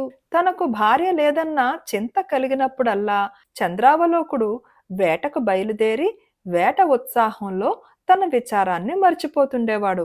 ఒకసారి ఇదే విధంగా రాజు వేటకు బయలుదేరి కనపడిన దుష్టమృగాన్నల్లా వేటాడుతూ కీకారణ్యం మధ్యకు గుర్రాన్ని పరిగెత్తించాడు. ఆ విధంగా ఆయన అరణ్యం వెంబడి పోగా పోగా ఒక వనం వచ్చింది. మరికొంత దూరాన ఒక కొలను కనిపించింది. చంద్రావలోకుడు అక్కడ గుర్రం దిగి దాహం తీర్చుకుని ఒక చెట్టు నీడను విశ్రాంతి తీసుకోసాగాడు. ఇంతలో వనంలో నుంచి కొలనుకేసి ఒక అపురూప సౌందర్యవతి అయిన మునికన్య స్నానం చేసే ఉద్దేశంతో వచ్చింది. ఆమెను చూడగానే రాజుకు పరమానందమయ్యింది. ఆమె తనకు అన్ని విధాలా తగిన భార్య అవుతుంది అనుకున్నాడు. కానీ ఇంతలోనే ఆ అమ్మాయి రాజును చూసి సిగ్గుపడి వెనక్కి తిరిగి వెళ్ళిపోసాగింది. రాజు ఆమె వెనకాలే బయలుదేరి ఒక ఆశ్రమం చేరాడు. అది ఒక ముని ఆశ్రమం. రాజు చూసిన కన్య ఆ ముని పెంపుడు కుమార్తె. ఆమె పేరు ఇందీవర ప్రభ. రాజు మహాముని దర్శనం చేసుకుని తాను వేటకై వచ్చిన సంగతి తెలియచెప్పాడు. అది విని ముని, నాయనా, నిష్కారణంగా నీ శక్తిని వేటకై ఎందుకు ధారపోస్తావు? నీ రాజ్యం చూసుకో, సత్కర్మలు చెయ్యి అని హితవు చెప్పాడు. అప్పుడు చంద్రావలోకుడు, స్వామి, నేనింకా గృహస్థును కాను, నాకు తగిన కన్య దొరకలేదు. మీ ఆశ్రమంలో ఇంతకు ముందే ఇందీవర ప్రభను చూశాను. మీరు అనుగ్రహించి ఆమెను నాకిచ్చి పెళ్లి చేసినట్టయితే ఈ వేట మాని సుఖంగా రాజ్యం చేసుకుంటాను అన్నాడు. ముని ఇందీవర ప్రభ ఉద్దేశం కూడా తెలుసుకున్న మీదట వారిద్దరికీ తానే వివాహం చేశాడు.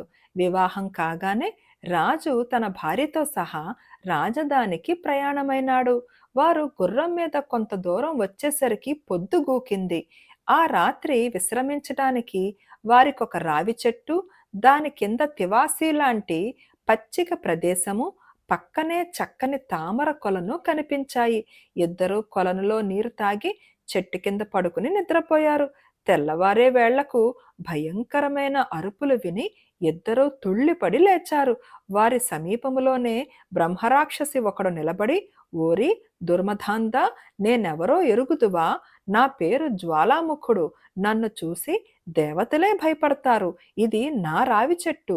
నేను బయటకు వెళ్ళిన సమయంలో నా అనుజ్ఞ లేకుండా ఈ చెట్టు కింద పడుకున్నావా?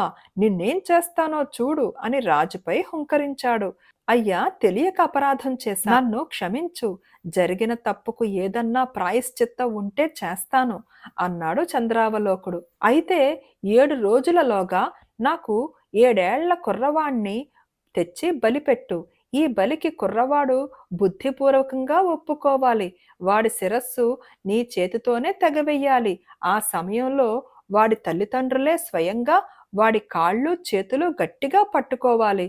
దీనికి ఏమాత్రం భిన్నంగా జరిగినా నేను ఒప్పను. నీ ప్రాణం తీసి తీరుతాను.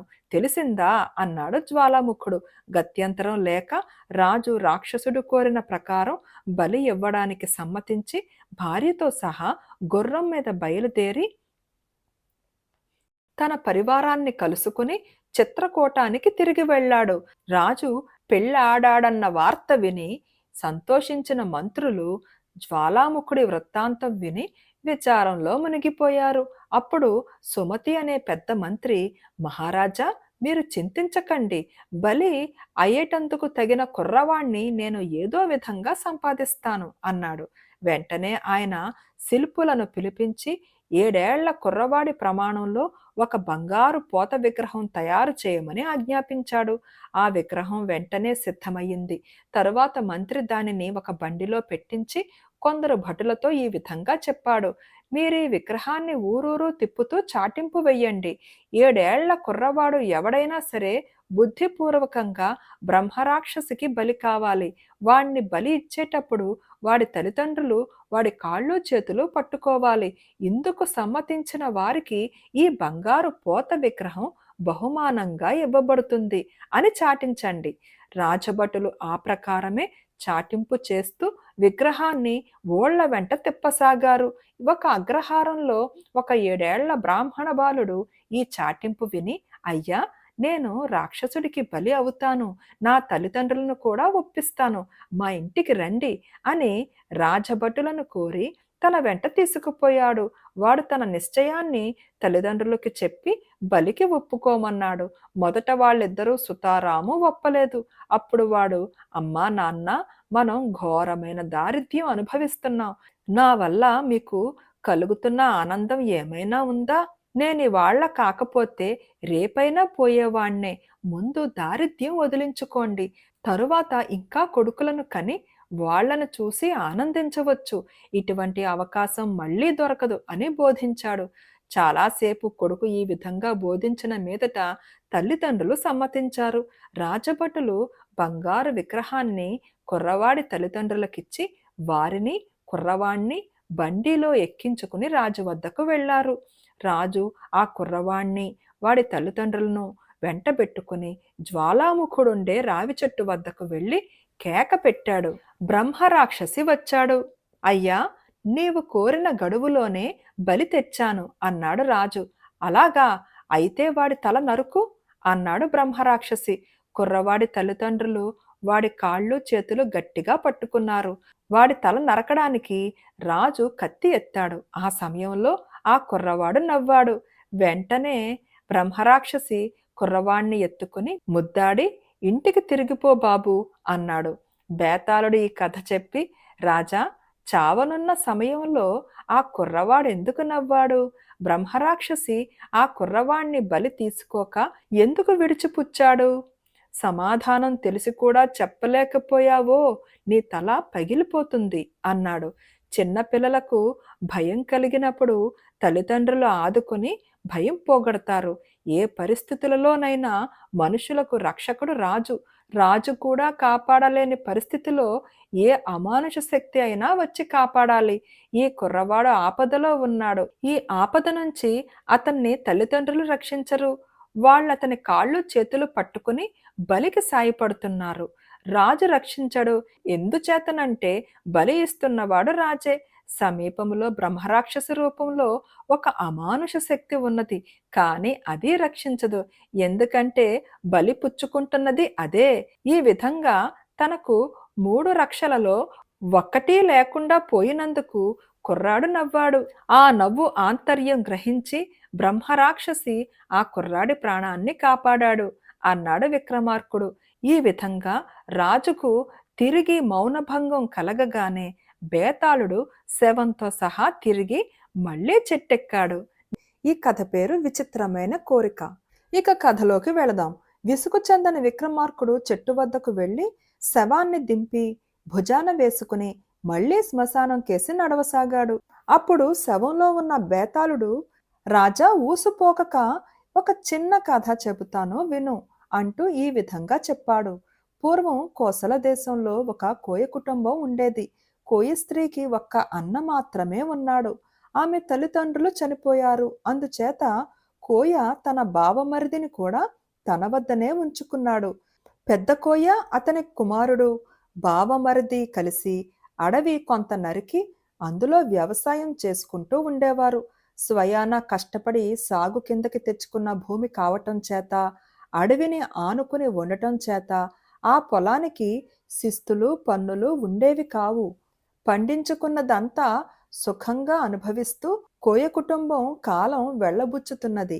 ఇలా ఉండగా ఒకనాడు అడవి మార్గంగా ప్రయాణిస్తున్న ప్రయాణికులను దొంగలు దోచారు. సొత్తు పోగొట్టుకున్న వారు కేకలు పెట్టేసరికి మరికొందరు ప్రయాణికులు పరిగెత్తుకుంటూ వచ్చారు. ఇది చూసి దొంగలు అడవికి అడ్డం పడి ఎటో పారిపోయారు. వారిని తరుముకుంటూ వచ్చిన వారు మాత్రం కోయలు సాగు చేసుకునే పొలం వైపు వచ్చారు.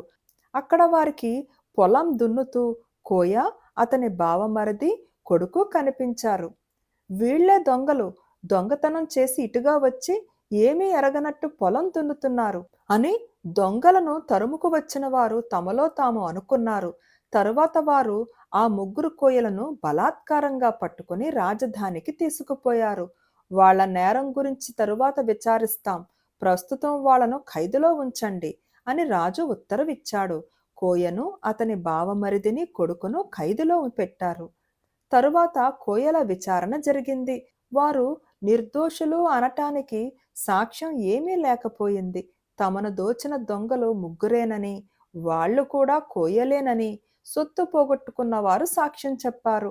అయినప్పటికీ పోయిన సొత్తు వారి వద్ద దొరకలేదు గనక న్యాయాధికారి వారిని కొరత వేయించక జన్మ ఖైదు శిక్ష విధించాడు. ఎక్కడో అరణ్యం మధ్య వ్యవసాయం చేసుకుంటున్న వాళ్ళు కావటం చేత ఆ కొయ్యలను ఎరిగిన వాళ్ళు కానీ సాయపడగలిగిన వాళ్ళు కానీ ఒక్కరైనా లేకపోయారు. ఈ సంగతి కోయ భార్యకు తెలిసింది. ఆమె వెంటనే బయలుదేరి రాజధాని చేరి రాజగృహం వద్దకు వెళ్ళి బాబు రక్షించండి, కాపాడండి అని ఎలుగెత్తి కేకలు పెట్టసాగింది. ఆ అరిచే మనిషి ఎవరో, ఎందుకు అరుస్తున్నదో కనుక్కు రమ్మని రాజు తన భటులను పంపాడు. వారు వచ్చి కోయ భార్యను ఎందుకు గొంతు చించుకుని అరుస్తున్నావు అని అడిగారు. అయ్యా, రాజుగారు కొంచెమైనా ముందు వెనక ఆలోచించకుండా ఏ పాపమూ ఎరుగని నా వాళ్లను తెచ్చి ఖైదులో ఉంచారు. ఒక్క ఆడదాన్ని, నా గతి ఏం కావాలి అని అడిగింది. భటులు తిరిగి వచ్చి రాజుతో కోయ భార్య అన్న మాటలు చెప్పారు. అది విని రాజు ఆ మనిషికి కొంత ధనం ఇచ్చి అక్కడి నుండి పంపివేయండి అన్నాడు. భటులు కొంత ధనం తీసుకుపోయి కోయ భార్యకు ఇవ్వబోయారు. కానీ ఆమె ఆ ధనాన్ని తీసుకోలేదు. భటులు వెళ్ళి ఈ సంగతి చెప్పేసరికి రాజు ఆమెను పిలిపించాడు. కోయ భార్య వచ్చి రాజుగారికి నమస్కారం చేసి నిలబడింది. డబ్బు తీసుకోమంటే వద్దన్నావట, నీకేం కావాలి అని రాజు ఆమెను అడిగాడు. మహారాజా, ఒక్కసారిగా నాకున్న భర్తను, కొడుకును, అన్నను కూడా పట్టుకుని ఖైదులో పెట్టి నన్ను ఒంటరిదాన్ని చేశారు. ఇంట్లో మగదిక్కు లేదు అన్నది కోయ భార్య దీనంగా. రాజు ఉదారుడు. ముగ్గురిని వదలాలంటే సాధ్యం కాదు. వారిలో ఎవరినైనా ఒకరిని కోరుకో, ఈ క్షణమే వదిలేస్తాను అన్నాడాయన. అయితే నా అన్నను వదిలేయండి అన్నది కోయ భార్య. ఈ మాట విని రాజు చాలా ముచ్చటపడ్డాడు. భటులను పిలిచి కోయను, కొడుకును, బావమరిదిని కూడా వదలవలసిందిగా ఆజ్ఞాపించాడు. బేతాళుడు ఈ విధంగా కథ ముగించి, రాజా, నాకొక సందేహం. కోయ భార్య తన భర్తను విడిపించమని కోరక, కొడుకుని విడిపించమని కోరక, అన్నను విడిపించమని ఎందుకు కోరింది? భర్త మీద, కొడుకు మీద ప్రేమ లేకనా? ఆ ఇద్దరిలో ఏ ఒక్కరిపైన పక్షపాతం చూపలేకనా? అది అలా ఉండగా ఒక్కరినే వదిలేస్తానన్న రాజు ముగ్గురిని ఎందుకు వదిలివేశాడు? కాపు భార్య కోరిన కోరిక రాజుకెందుకు సంతోషం కలిగించింది? తాను ఇస్తానన్నదే చాలునని పెద్దగా కోరక తక్కువగానే కోరిందనా? ఈ ప్రశ్నలకు సమాధానం తెలిసి కూడా చెప్పకపోయావో నీ తల పగిలిపోతుంది అన్నాడు. కోయ భార్య తన అన్నను వదిలేయమని కోరటానికి కారణాలు నువ్వు చెప్పినవి కావు. ఒక భర్త పోతే మరొక భర్తను చేసుకోవటం కోయలలో ఆచారం. అందుచేత ఆమెకు ఈ భర్త పోతే ఇంకో భర్త వస్తాడు, అలాగే ఈ కొడుకు పోతే ఇంకో కొడుకు వస్తాడు. కానీ ఆమె తల్లిదండ్రులు అది వరకే చనిపోయారు కనుక ఈ అన్న పోతే మరి అన్న రాడు. అందుచేత ఆమె అన్నను విడిపించమని కోరింది. ఎక్కువైన కోరిక తీర్చి తక్కువైన కోరికలు నిరాకరించడం దాత యొక్క లక్షణం కాదు గనక రాజు కోయ భార్యకు అన్నతో పాటు భర్తను, కుమారుణ్ణి కూడా ఇచ్చేశాడు అని విక్రమార్కుడు జవాబు చెప్పాడు. ఈ విధంగా రాజుకు మౌనభంగం కాగానే బేతాళుడు శవంతో సహా మాయమై మళ్లీ చెట్టెక్కాడు. ఈ కథ పేరు నష్టమైన విద్య. పట్టువదలని విక్రమార్కుడు చెట్టు వద్దకు తిరిగి వెళ్ళి శవాన్ని దించి భుజాన వేసుకుని మళ్లీ శ్మశానం కేసి నడవసాగాడు. అప్పుడు శవంలోని బేతాళుడు, రాజా, అర్ధరాత్రి వేళ హాయిగా హంసతూలిక తల్పాన పడుకుని నిద్రపోవలసిన నీవు ఈ విధంగా ఉపాసకుడిలాగా ఎందుకు శ్రమ పడుతున్నావో నాకు తెలియదు. ఉపాసనలు ఎల్లప్పుడూ ఫలించవు. దానికి దృష్టాంతంగా ఒక విచిత్రమైన కథ చెబుతాను విను అంటూ ఈ కింది కథ ఆరంభించాడు. పూర్వం ఉజ్జయిని నగరాన్ని చంద్రప్రభుడనే రాజు పరిపాలిస్తూ ఉండేవాడు. ఆయనకు దేవస్వామి అనే బ్రాహ్మడు మంత్రిగా ఉండేవాడు. ఎంతో ధనికుడైన ఆ మంత్రికి చంద్రస్వామి అనే ఒక కొడుకు ఉండేవాడు. వాడు చిన్నతనంలో సరిగానే చదువుకున్నాడు, కానీ పెద్దవాడు అవుతూనే జూదంలో పడిపోయాడు. అతనికి రాత్రింబగళ్ళు జూదం ఆడటం తప్ప ఇంకొక ఆలోచనే లేదు. ఒకనాడు అతను ఒక వీధిని పోతుండగా ఒక జూదపు అంగడి కనిపించింది. జూదగాళ్ల సందడి విని చంద్రస్వామి ఆ అంగడిలో ప్రవేశించాడు. నలుగురితో పాటు తాను కూడా జూదం ఆడసాగాడు. దురదృష్టం వల్ల అతని దగ్గర ఉన్న డబ్బంతా పోవటమే కాక అతను మిగిలిన వాళ్లకు బాకీ పడ్డాడు కూడా. వాళ్ళు సొమ్ము ఇవ్వమన్నారు. అతనెవరో వారికి తెలియదు. నేను మంత్రిగారి కొడుకును అంటే వాళ్ళు అంత తొందర చెయ్యరు. కానీ ఆ మాట వాళ్లతో చెబితే తాను జూదం ఆడుతున్న సంగతి తండ్రికి తెలిసి తన పరువు, తండ్రి పరువు కూడా పోతుందని చంద్రస్వామి ఏమీ అనక అన్నింటికీ తల ఒగ్గి ఊరుకున్నాడు. జోదరులు చంద్రస్వామి మీద ఆగ్రహించి కర్రలతో మెత్తగా తన్నారు. చంద్రస్వామి స్పృహ తప్పినట్టు పడిపోయాడు. జోతపు అంగడివాడు రాత్రి దాకా చూశాడు. పడిపోయిన చంద్రస్వామి కదలనే లేదు. అతడు చచ్చిపోయి ఉంటాడని అంగడివాడికి భయం వేసింది. అందుచేత వాడు అర్ధరాత్రి వేళ తన నౌకర్లను పిలిచి వీణ్ణి తెల్లవారే లోపుగా అడవిలో ఏ పాడునుయ్యో చూసి పారేసి రండి అని చెప్పాడు. నౌకర్లు చంద్రస్వామిని మోసుకుని చీకటిలో అరణ్యానికి వెళ్లారు. ఎంత దూరం వెళ్ళినా వారికి పాడుపడిన నుయ్యిగాని గొయ్యిగాని కనపడలేదు. బరువేమో అడుగడుగుకు హెచ్చుతున్నట్టు తోచింది. ఈ శవాన్ని ఇంకా ఎంత దూరం మోస్తాం? ఇక్కడెక్కడా నుయ్యి లేదు. వీణ్ణి ఇక్కడే వదిలిపోయి మన యజమానితో నూతిలో పారేశామని చెప్పేద్దాం అని కూడబలుక్కుని నౌకర్లు చంద్రస్వామిని అడవిలో ఒక చోట పడవేసి తిరిగి వెళ్ళిపోయారు. వెంటనే చంద్రస్వామి లేచాడు. కాని దెబ్బలతో శరీరమంతా నుజ్జు అయి ఉన్నది. అతను బాధతో నడుచుకుంటూ తెల్లవారేసరికి ఒక యోగి ఉండే ఆశ్రమం చేరాడు. యోగి అతన్ని చూడగానే, రా నాయనా, శోషపోయినట్టున్నావు, నీకు కావలసిన భోజనం ఇస్తాను రా అని ఆహ్వానించాడు. నట్టనడువిలో ఉండే ఈ జడదారి తనకు కావలసిన భోజనం ఎలా పెడతాడా అని చంద్రస్వామి ఆశ్చర్యపడ్డాడు. కాని ఆ యోగి అనేక సిద్ధులు కలవాడు. ఆయన ఒక శక్తిని ఆవాహన చేసి ఈ అతిథికి ఆతిథ్యం చెయ్యి అన్నాడు. వెంటనే చంద్రస్వామి చుట్టూ ఒక బంగారపు నగరం ప్రత్యక్షమయ్యింది. అతని ఎదుట ఒక దివ్య భవనం కనిపించింది. ఆ భవనంలో నుంచి అనేక మంది స్త్రీలు వచ్చి, అయ్యా దయచెయ్యండి అని చంద్రస్వామిని ఆహ్వానించారు. అతను వారి వెంట వెళ్ళాడు. వారు అతని చేత చక్కగా స్నానం చేయించి కట్టుకోవటానికి వెలలేని బట్టలిచ్చారు. అతని శరీరానికి అగరు గంధం పూశారు. తరువాత అతనికి దివ్యమైన భోజనం పెట్టారు.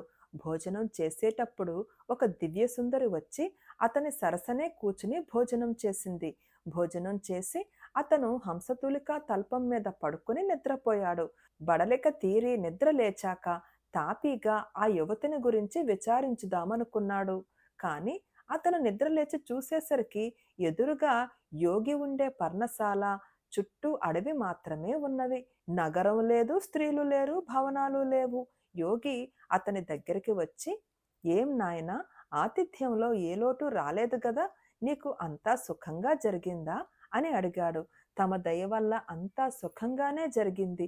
కానీ నేను ఒక దివ్య సుందరిని చూశాను. ఆమెతో పరిచయం చేసుకోవాలని నాకు చాలా కుతూహలంగా ఉంది అన్నాడు చంద్రస్వామి. పిచ్చివాడా, నీవు చూసినదంతా నిజమనుకున్నావా? ఇది నా విద్యా ప్రభావం చేత సృష్టించిన భ్రమ మాత్రమే అన్నాడు యోగి నవ్వుతూ. అయితే నా మీద దయ ఉంచి ఆ విద్యను నాకు కూడా దయచేయించండి మహానుభావ అని చంద్రస్వామి యోగిని వేడుకున్నాడు. నాయనా, ఈ విద్య సులువుగా అబ్బేది కాదు. దీనికోసం నీవు ప్రయత్నించలేవు. దీనికోసం నీటిలో మునిగి జపం చెయ్యాలి. ఈ జపంలో ఉన్న సాధకుణ్ణి మాయ చుట్టేస్తుంది. తాను మళ్ళీ పుట్టినట్టు, పెరిగి పెద్దవాడై పిల్లలను కనినట్టు భ్రమ కలుగుతుంది. అదంతా నిజమేననుకుని వాడు తన సాధనను మర్చిపోతాడు. అలా మర్చిపోకుండా ఎవడైతే 24 పాటు ఆ భ్రమ జీవితం గడిపి ఆ భ్రమలోనే అగ్ని ప్రవేశం చేస్తాడో అటువంటి సాధకుడు విద్యను సాధించి నీటి నుండి బయటకు వస్తాడు. సామాన్యులకు ఈ విద్య సిద్ధించదు అన్నాడు. చంద్రస్వామి మొండుపట్టు పట్టి, అలా కాదు, విద్య నేను సిద్ధింప చేసుకుంటాను, మీరు అనుగ్రహించండి అన్నాడు.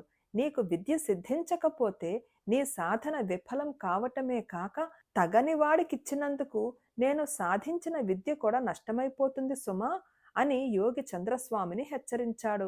తమకు ఎలాంటి నష్టమూ నేను కలగనివ్వను అన్నాడు చంద్రస్వామి. యోగి అతని మాట తీసివేయలేక విద్యనివ్వడానికి నిశ్చయించుకుని, సరే, నీవు నీటిలో మునిగిన తరువాత అగ్ని ప్రవేశం చెయ్యవలసి వచ్చినప్పుడు నేను హెచ్చరిక చేస్తాను. సంకోచించకుండా అగ్ని ప్రవేశం చెయ్యి.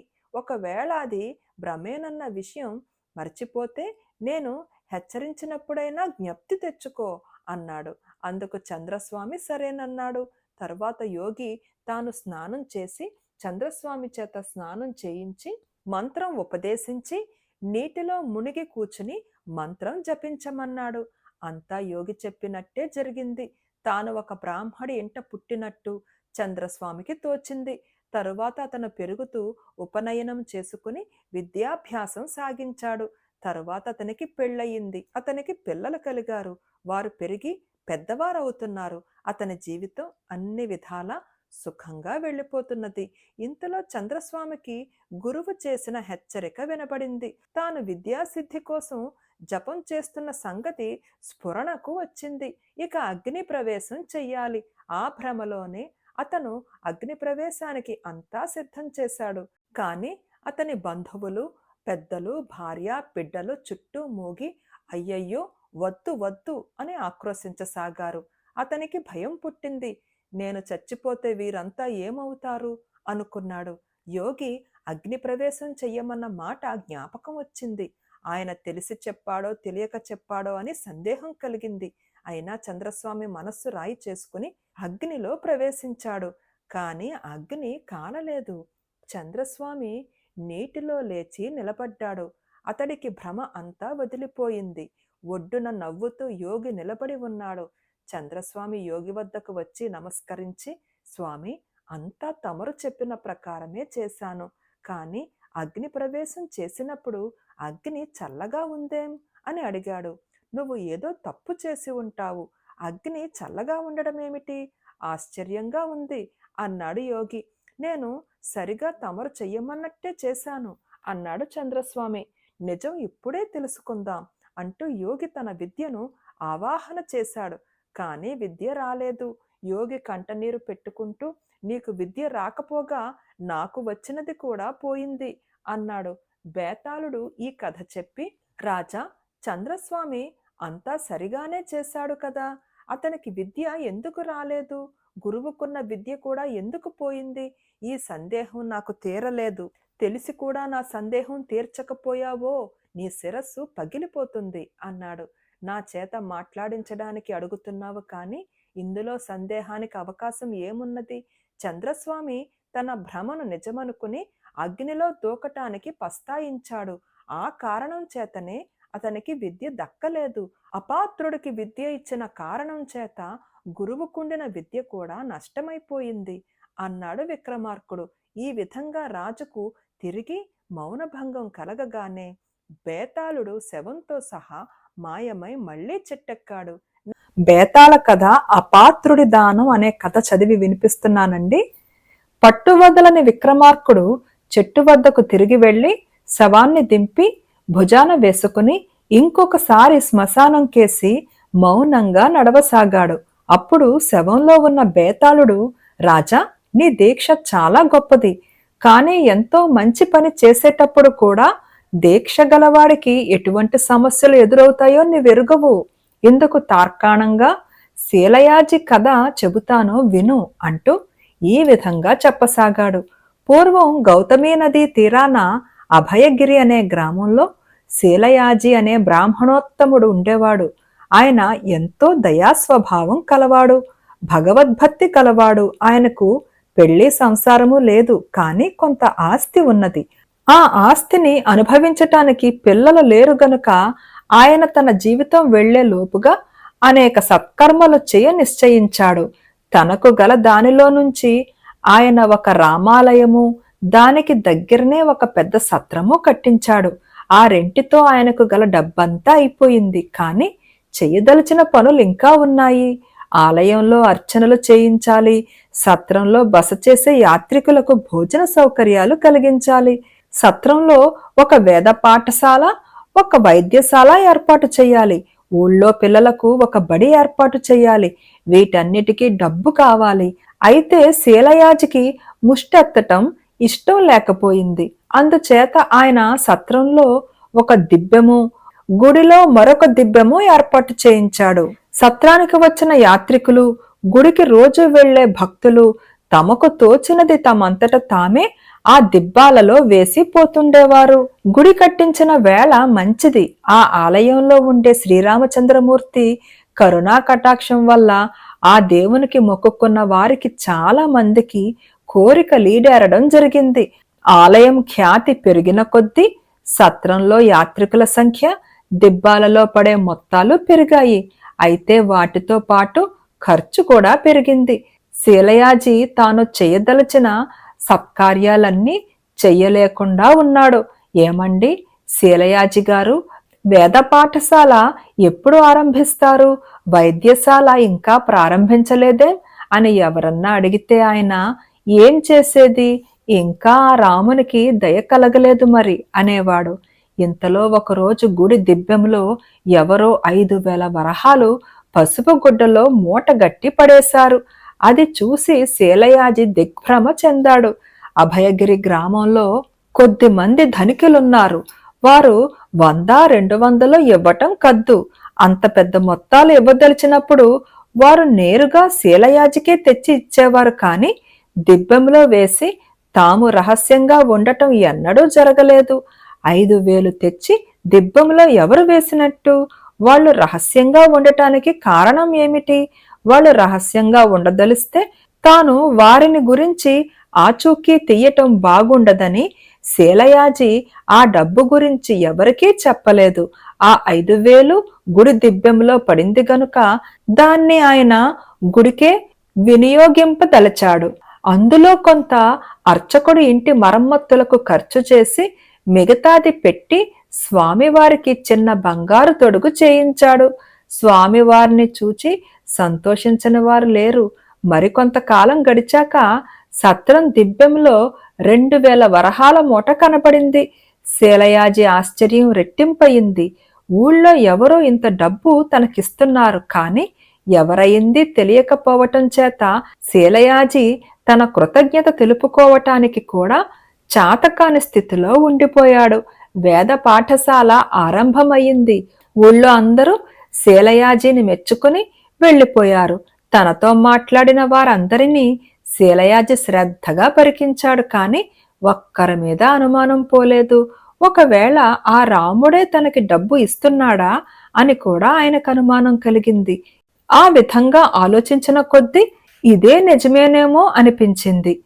రాముడు ఏ రూపంలో వచ్చి తనకి డబ్బు ఇస్తున్నాడో చూడాలని, ఏ రూపంలోనైనా ఆ దేవుణ్ణి కళ్ళారా చూసి తరించాలని శీలయాజికి తీవ్రమైన కోరిక కలిగింది. అందుచేత ఆయన రాత్రివేళప్పుడు తన ఇంటి కిటికీ దగ్గర మేలుకొని కూర్చుని సత్రం ఆవరణలోనికి, గుడి ఆవరణలోనికి చూడసాగాడు. 1 నెల గడిచింది. ఏమీ వింత జరగలేదు. తాను చూస్తుండగా భగవంతుడు రాడని శీలయాజి ఆశాభంగం చెందసాగాడు. కాని ఇంతలోనే ఒక రాత్రి ఆయన ఎదురు చూస్తున్న దృశ్యం కంటబడింది. చీకటిలో ఎవరో సత్రం కేసి వెళ్లారు. ఆ మనిషి చేతిలో ఒక మూట ఉన్నది. ఆ మనిషి దిబ్బెం దగ్గరికి వెళ్లి అటూ ఇటూ చూసి మూటను దిబ్బెంలో పడవేసి గబగబా అక్కడి నుంచి వెళ్ళిపోయాడు. శీలయాజి ఆ మనిషిని గుర్తించగలిగాడు. వాడు గూడెంలో ఉండే దొంగరాముడు. శీలయాజి గుండె దడదడా కొట్టుకున్నది. ఆయన చప్పున బయటకు వచ్చి రాముణ్ణి వెంబడించసాగాడు. ఊరు దాటి గూడెం సమీపానికి వచ్చేసరికి శీలయాజి ఒరే రాముడు ఆగు అంటూ పెద్దగా కేకవేశాడు. రాముడు ఆగి తమరా బాబయ్య దండాలండి అన్నాడు. నువ్వు దిబ్బెంలో డబ్బు వేయటం చూశాను, ఎక్కడిది నీకా డబ్బు అని శీలయాజి రాముణ్ణి నిలవదీసి అడిగాడు. మొదట వాడు తనకేమీ తెలియదన్నాడు. కాని చివరికి ఆ డబ్బు తాను దొంగిలించినట్టు ఒప్పుకున్నాడు. బాబు, 2 నెలల కిందట పిల్లిశెట్టి గారింట 10,000 దొంగిలించాను బాబు. వారికేం చాలా డబ్బున్నది, ఖర్చు తక్కువ, పిసినిగొట్టు. మీ వంటి వారు మంచి పనులు చేస్తామంటే ఇవ్వరు. ఇంత డబ్బు నేను మాత్రం ఏం చేసుకోను బాబు. అందుకని అప్పుడు కాస్త దిబ్బెంలో వేశాను. పుణ్యం ఉంటుంది, నన్ను బయట పెట్టకండి బాబు అన్నాడు రాముడు. నువ్వు మహాపాతకుడువిరా, దొంగతనం చెయ్యడం ఒక తప్పు, ఆ పాపిష్టి సొమ్ము తీసుకువచ్చి పవిత్రమైన దిబ్బెంలో వేయటం ఇంకో తప్పు. ఆ డబ్బుతో స్వామివారికి తొడుగు చేయించాను, వేద పాఠశాల పెట్టించాను, అపచారం, చచ్చి నరకానికి పోతాను, దీనికి ఏదన్నా ప్రాయశ్చిత్తం చేసుకోవాలి, అంటరాని డబ్బు అని శీలయాజి విలవిలలాడాడు. అంత పని చెయ్యకండి బాబు, మధ్యన డబ్బేం చేసింది? పాపం చేసిన వాణ్ణి నేను, డబ్బు నాది కాదు గదా, పిల్లిశెట్టి గారిది కదా అన్నాడు అంటరాని రాముడు వణికిపోతూ. అన్నట్లు ఆ పిల్లిశెట్టి దగ్గర అంత డబ్బుందా? 10,000 నువ్వెత్తుకుపోతే మాట మాత్రం పైకి పొక్కక తేలుకుట్టిన దొంగల్లే ఊరుకున్నాడే అన్నాడు శీలయాజి ఆశ్చర్యంగా. 1,00,000 వరహాల నగదున్నది బాబు, 10,000 పోయిందని చెబితే మిగిలింది దక్కనిస్తారా బాబు? దొంగలన్నా కొడతారు, రాజుగారన్నా కాజేసుకుపోతాడు. అందుచేత ఉలక్కుండా ఉన్నాడు పిల్లిశెట్టి. మీరు ఈ సంగతి బయట పెట్టకండి బాబు అన్నాడు రాముడు. పిల్లిశెట్టితో అంతా చెప్పేస్తాను, నీ దిక్కుమాలిన డబ్బు మూలాన నేను నరకానికి పోలేను అన్నాడు శీలయాజి. బాబు, దిబ్బెంలో 2,000 వేశాను, ధర్మ వైద్యశాల పెట్టించండి, నన్ను కాపాడండి. పిల్లిశెట్టికి లేని విచారం మీకెందుకు? దేవుడికి బంగారపు తొడుగు వేస్తే కళ్ళ పండగ్గా ఉందిట, పాపిష్టివాణ్ణి చూసే యోగ్యత లేదు అన్నాడు రాముడు. నాకు మతిపోతున్నది, నాకేమీ ఆలోచన పోవటం లేదు, ఏం చెయ్యాలో ఆలోచించాలి, నువ్వు వెళ్ళు అంటూ శీలయాజి ఇంటికి తిరిగి వచ్చాడు. తెల్లవారగానే ఆయన గుడికి వెళ్లి పూజారితో ఆ తొడుగు తీసేయి అన్నాడు విగ్రహాన్ని చూపిస్తూ. ఎందుకు బాబు అన్నాడు పూజారి ఆశ్చర్యంగా. దొంగలు ఎత్తుకుపోతారేమో, ఎందుకైనా మంచిది మా ఇంట్లో దాస్తాను అన్నాడు శీలయాజి. పూజారి నవ్వి, మన ఊళ్ళో దొంగతనం అన్నది లేదే, మీకు అకస్మాత్తుగా ఎందుకో అనుమానం తగిలింది? అయినా దేవుడు సొమ్ము తినేవాడుంటాడా ఎక్కడైనా అన్నాడు. శీలయాజికి ఏం చెయ్యాలో పాలుపోలేదు. దిబ్బెములో అంటరానివాడు వేసిన మూట కూడా ఉన్నది. నేను మహాపాపిని, అందుకే నన్ను ఆ శ్రీరామచంద్రమూర్తి ఈ పరీక్షకు పెట్టాడు అనుకున్నాడాయన. ఆలయం మైలపడింది, సత్రం మైలపడింది. వేద పఠనం వినపడ్డప్పుడల్లా శీలయాజికి కంపరం ఎత్తేది. దిబ్బెంలో ఉన్న డబ్బుతో వైద్యశాల ప్రారంభించవచ్చు, కానీ ఏం చేయటానికి శీలయాజికి మతిలో లేదు. వారాలు నెలలు జరిగాయి. ఇంతలో పిల్లిశెట్టి చావు బతుకుల్లో ఉన్నట్టు వార్త వచ్చింది. ఆయన కాస్త చచ్చిపోతే ఆయనకు అంటరాని రాముడు చేసిన మోసం గురించి చెప్పే అవకాశం కాస్త చేయి జారిపోతుందని పిల్లిశెట్టి ఇంటికి పరిగెత్తాడు. అతడు ఆ ఇల్లు చేరేసరికి పిల్లిశెట్టి చావు బతుకుల మధ్య ఊగిసలాడుతున్నాడు. ఒక్క పొరపాటు జరిగింది. కొంతకాలం క్రితం మీ ఇంట్లో ఒకడు దొంగతనం చేసిపోయాడు. వాడు కాజేసిన సొమ్ము 10,000 వరహాలని తెలిసింది. అందులో వాడు 9,000 గుడికి సత్రానికి ఇచ్చాడు. అది ఖర్చు అయిపోయాక గాని నాకీ సంగతి తెలియలేదు. దాన్ని తిరిగి మీకిచ్చే శక్తి నాకు లేదు. అందుచేత దాన్ని మీరిచ్చిన దానంగానే భావించడానికి అనుమతి ఇవ్వండి అన్నాడు శీలయాజి పిల్లిశెట్టితో. పిల్లిశెట్టి గొప్ప లోభి, పిల్లికి బిచ్చం పెట్టేవాడు కాడని అందరూ అనేవారు. అందుకే ఆయనను అందరూ పిల్లిశెట్టి అని పిలిచేవాళ్ళు. కానీ ఆఖరు క్షణంలో ఆయనకు డబ్బు మీద ఏ విధమైన భ్రాంతి లేకుండా పోయింది. 1,00,000 వరహాలు కూడబెట్టాను, నేను తినలేదు, ఇంకొకరికి పెట్టలేదు. మీరిన్ని ధర్మకార్యాలు చేస్తుంటే ఒక్క టోలీ ఇవ్వలేకపోయాను. పాపాత్ముణ్ణి. ఆ దొంగ నాకంటే ఎంత మంచివాడు, ఎంత పుణ్యాత్ముడు. 10,000 దొంగతనం చేసి అందులో 9,000 ధర్మకార్యాల కోసం మీకిచ్చాడు అన్నాడు పిల్లిశెట్టి. దొంగను పుణ్యాత్ముడు అంటారేమిటి అన్నాడు శీలయాజి. నేనో దొంగనే. నేను ఒక వర్తకుడి దగ్గర గుమస్తాగా ఉండేవాణ్ణి. ఒకనాడు సముద్ర వ్యాపారం మీద నన్ను కూడా వెంట పెట్టుకు వెళ్ళాడు. ఒక దేశంలో ఆయనకు జబ్బు చేసింది. ఆయన బతకడని భయపడి ఆయన సొత్తు 30,000 వరహాలతో సహా నేను పారిపోయి వచ్చాను. ఆ డబ్బుతో ఈ గ్రామం చేరి వర్తకం చేసి చాలా డబ్బు సంపాదించాను. లాభం వచ్చినప్పుడల్లా నష్టం వచ్చిందని విలపించేవాణ్ణి. నదిలో ఏ పడవ మునిగినా అందులో నా సరుకు పోయిందని శోకాలు పెట్టేవాణ్ణి. నేను లక్షాధికారినని ఎవరూ ఎరుగరు. ఆ దొంగకు తెలిస్తే తెలియాలి. బాబు, ఆ దొంగలాగే నేను కూడా దొంగిలించిన 30,000 మీకు ఇచ్చేస్తాను. పుణ్యకార్యాలకు వినియోగించండి అంటూ పిల్లిశెట్టి నౌకర్ల చేత డబ్బు సంచులు తెప్పించి శీలయాజికి ఇప్పించాడు. శీలయాజికి పరమానందమయ్యింది. ఆయన డబ్బుతో ఇంటికి వచ్చేశాడు. అంటరాని రాముడిని గురించి ఆయన మనసులో ఇంకా బాధ ఉండనే ఉన్నది. ఆయనకు అకస్మాత్తుగా ఒక గొప్ప ఆలోచన తట్టింది. ఆయన ఆ రాత్రి రాముడు కోసం కబురు పంపాడు. రాముడు వచ్చాడు. ఒరే, నీ పాపం ఒకటి విరగడ అయిపోయింది. తన వద్ద 10,000 దొంగతనం చేసిన వాణ్ణి పిల్లిశెట్టి క్షమించేశాడు. కాని నీ రెండో పాపానికి నువ్వు నరకంలో అనుభవించి తీరాలి. అయితే ఆ పాపంలో నేను వంతు పంచుకునే మాట కల్లా. ఇదిగో నీ 9,000 వరహాలు నువ్వు పుచ్చుకో అన్నాడు శీలయాజి అంటరాని రామునితో. పాపిష్టివాణ్ణి, ఈ డబ్బుతో నేనేం పుణ్యకార్యాలు చేయగలను బాబు? మీ చేతి మీదుగానే ఇది కూడా మంచి పనులకు ఖర్చు చెయ్యండి అన్నాడు రాముడు. అది ఎంత మాత్రమూ కుదరదు. వెంటనే నీ డబ్బు నువ్వు పట్టుకుని పోకపోయావో రాజుగారి వద్దకు వెళ్ళి నీ సంగతి బయట పెట్టేస్తాను అని శీలయాజి కేకలు వేశాడు. రాముడు డబ్బులు తీసుకుని తల వంచుకుని వెళ్ళిపోయాడు. బేతాళుడు ఈ కథ చెప్పి, రాజా, నాకొక చిన్న సందేహం. శీలయాజి, అంటరాని రాముడు, పిల్లిశెట్టి ఈ ముగ్గురిలో ఎవరు ఎక్కువ పుణ్యాత్ములు? దీనికి సమాధానం తెలిసి కూడా చెప్పకపోయావో నీ తల 1000 వక్కలవుతుంది అన్నాడు. శీలయాజి పుణ్యకార్యాలు చేశాడే గాని ఆయనకు పాప భయము, పాప చింత జాస్తి. అంటరాని రాముడు పాపకార్యాలే చేసినా అతనికి పుణ్యం మీద ఆసక్తి జాస్తి.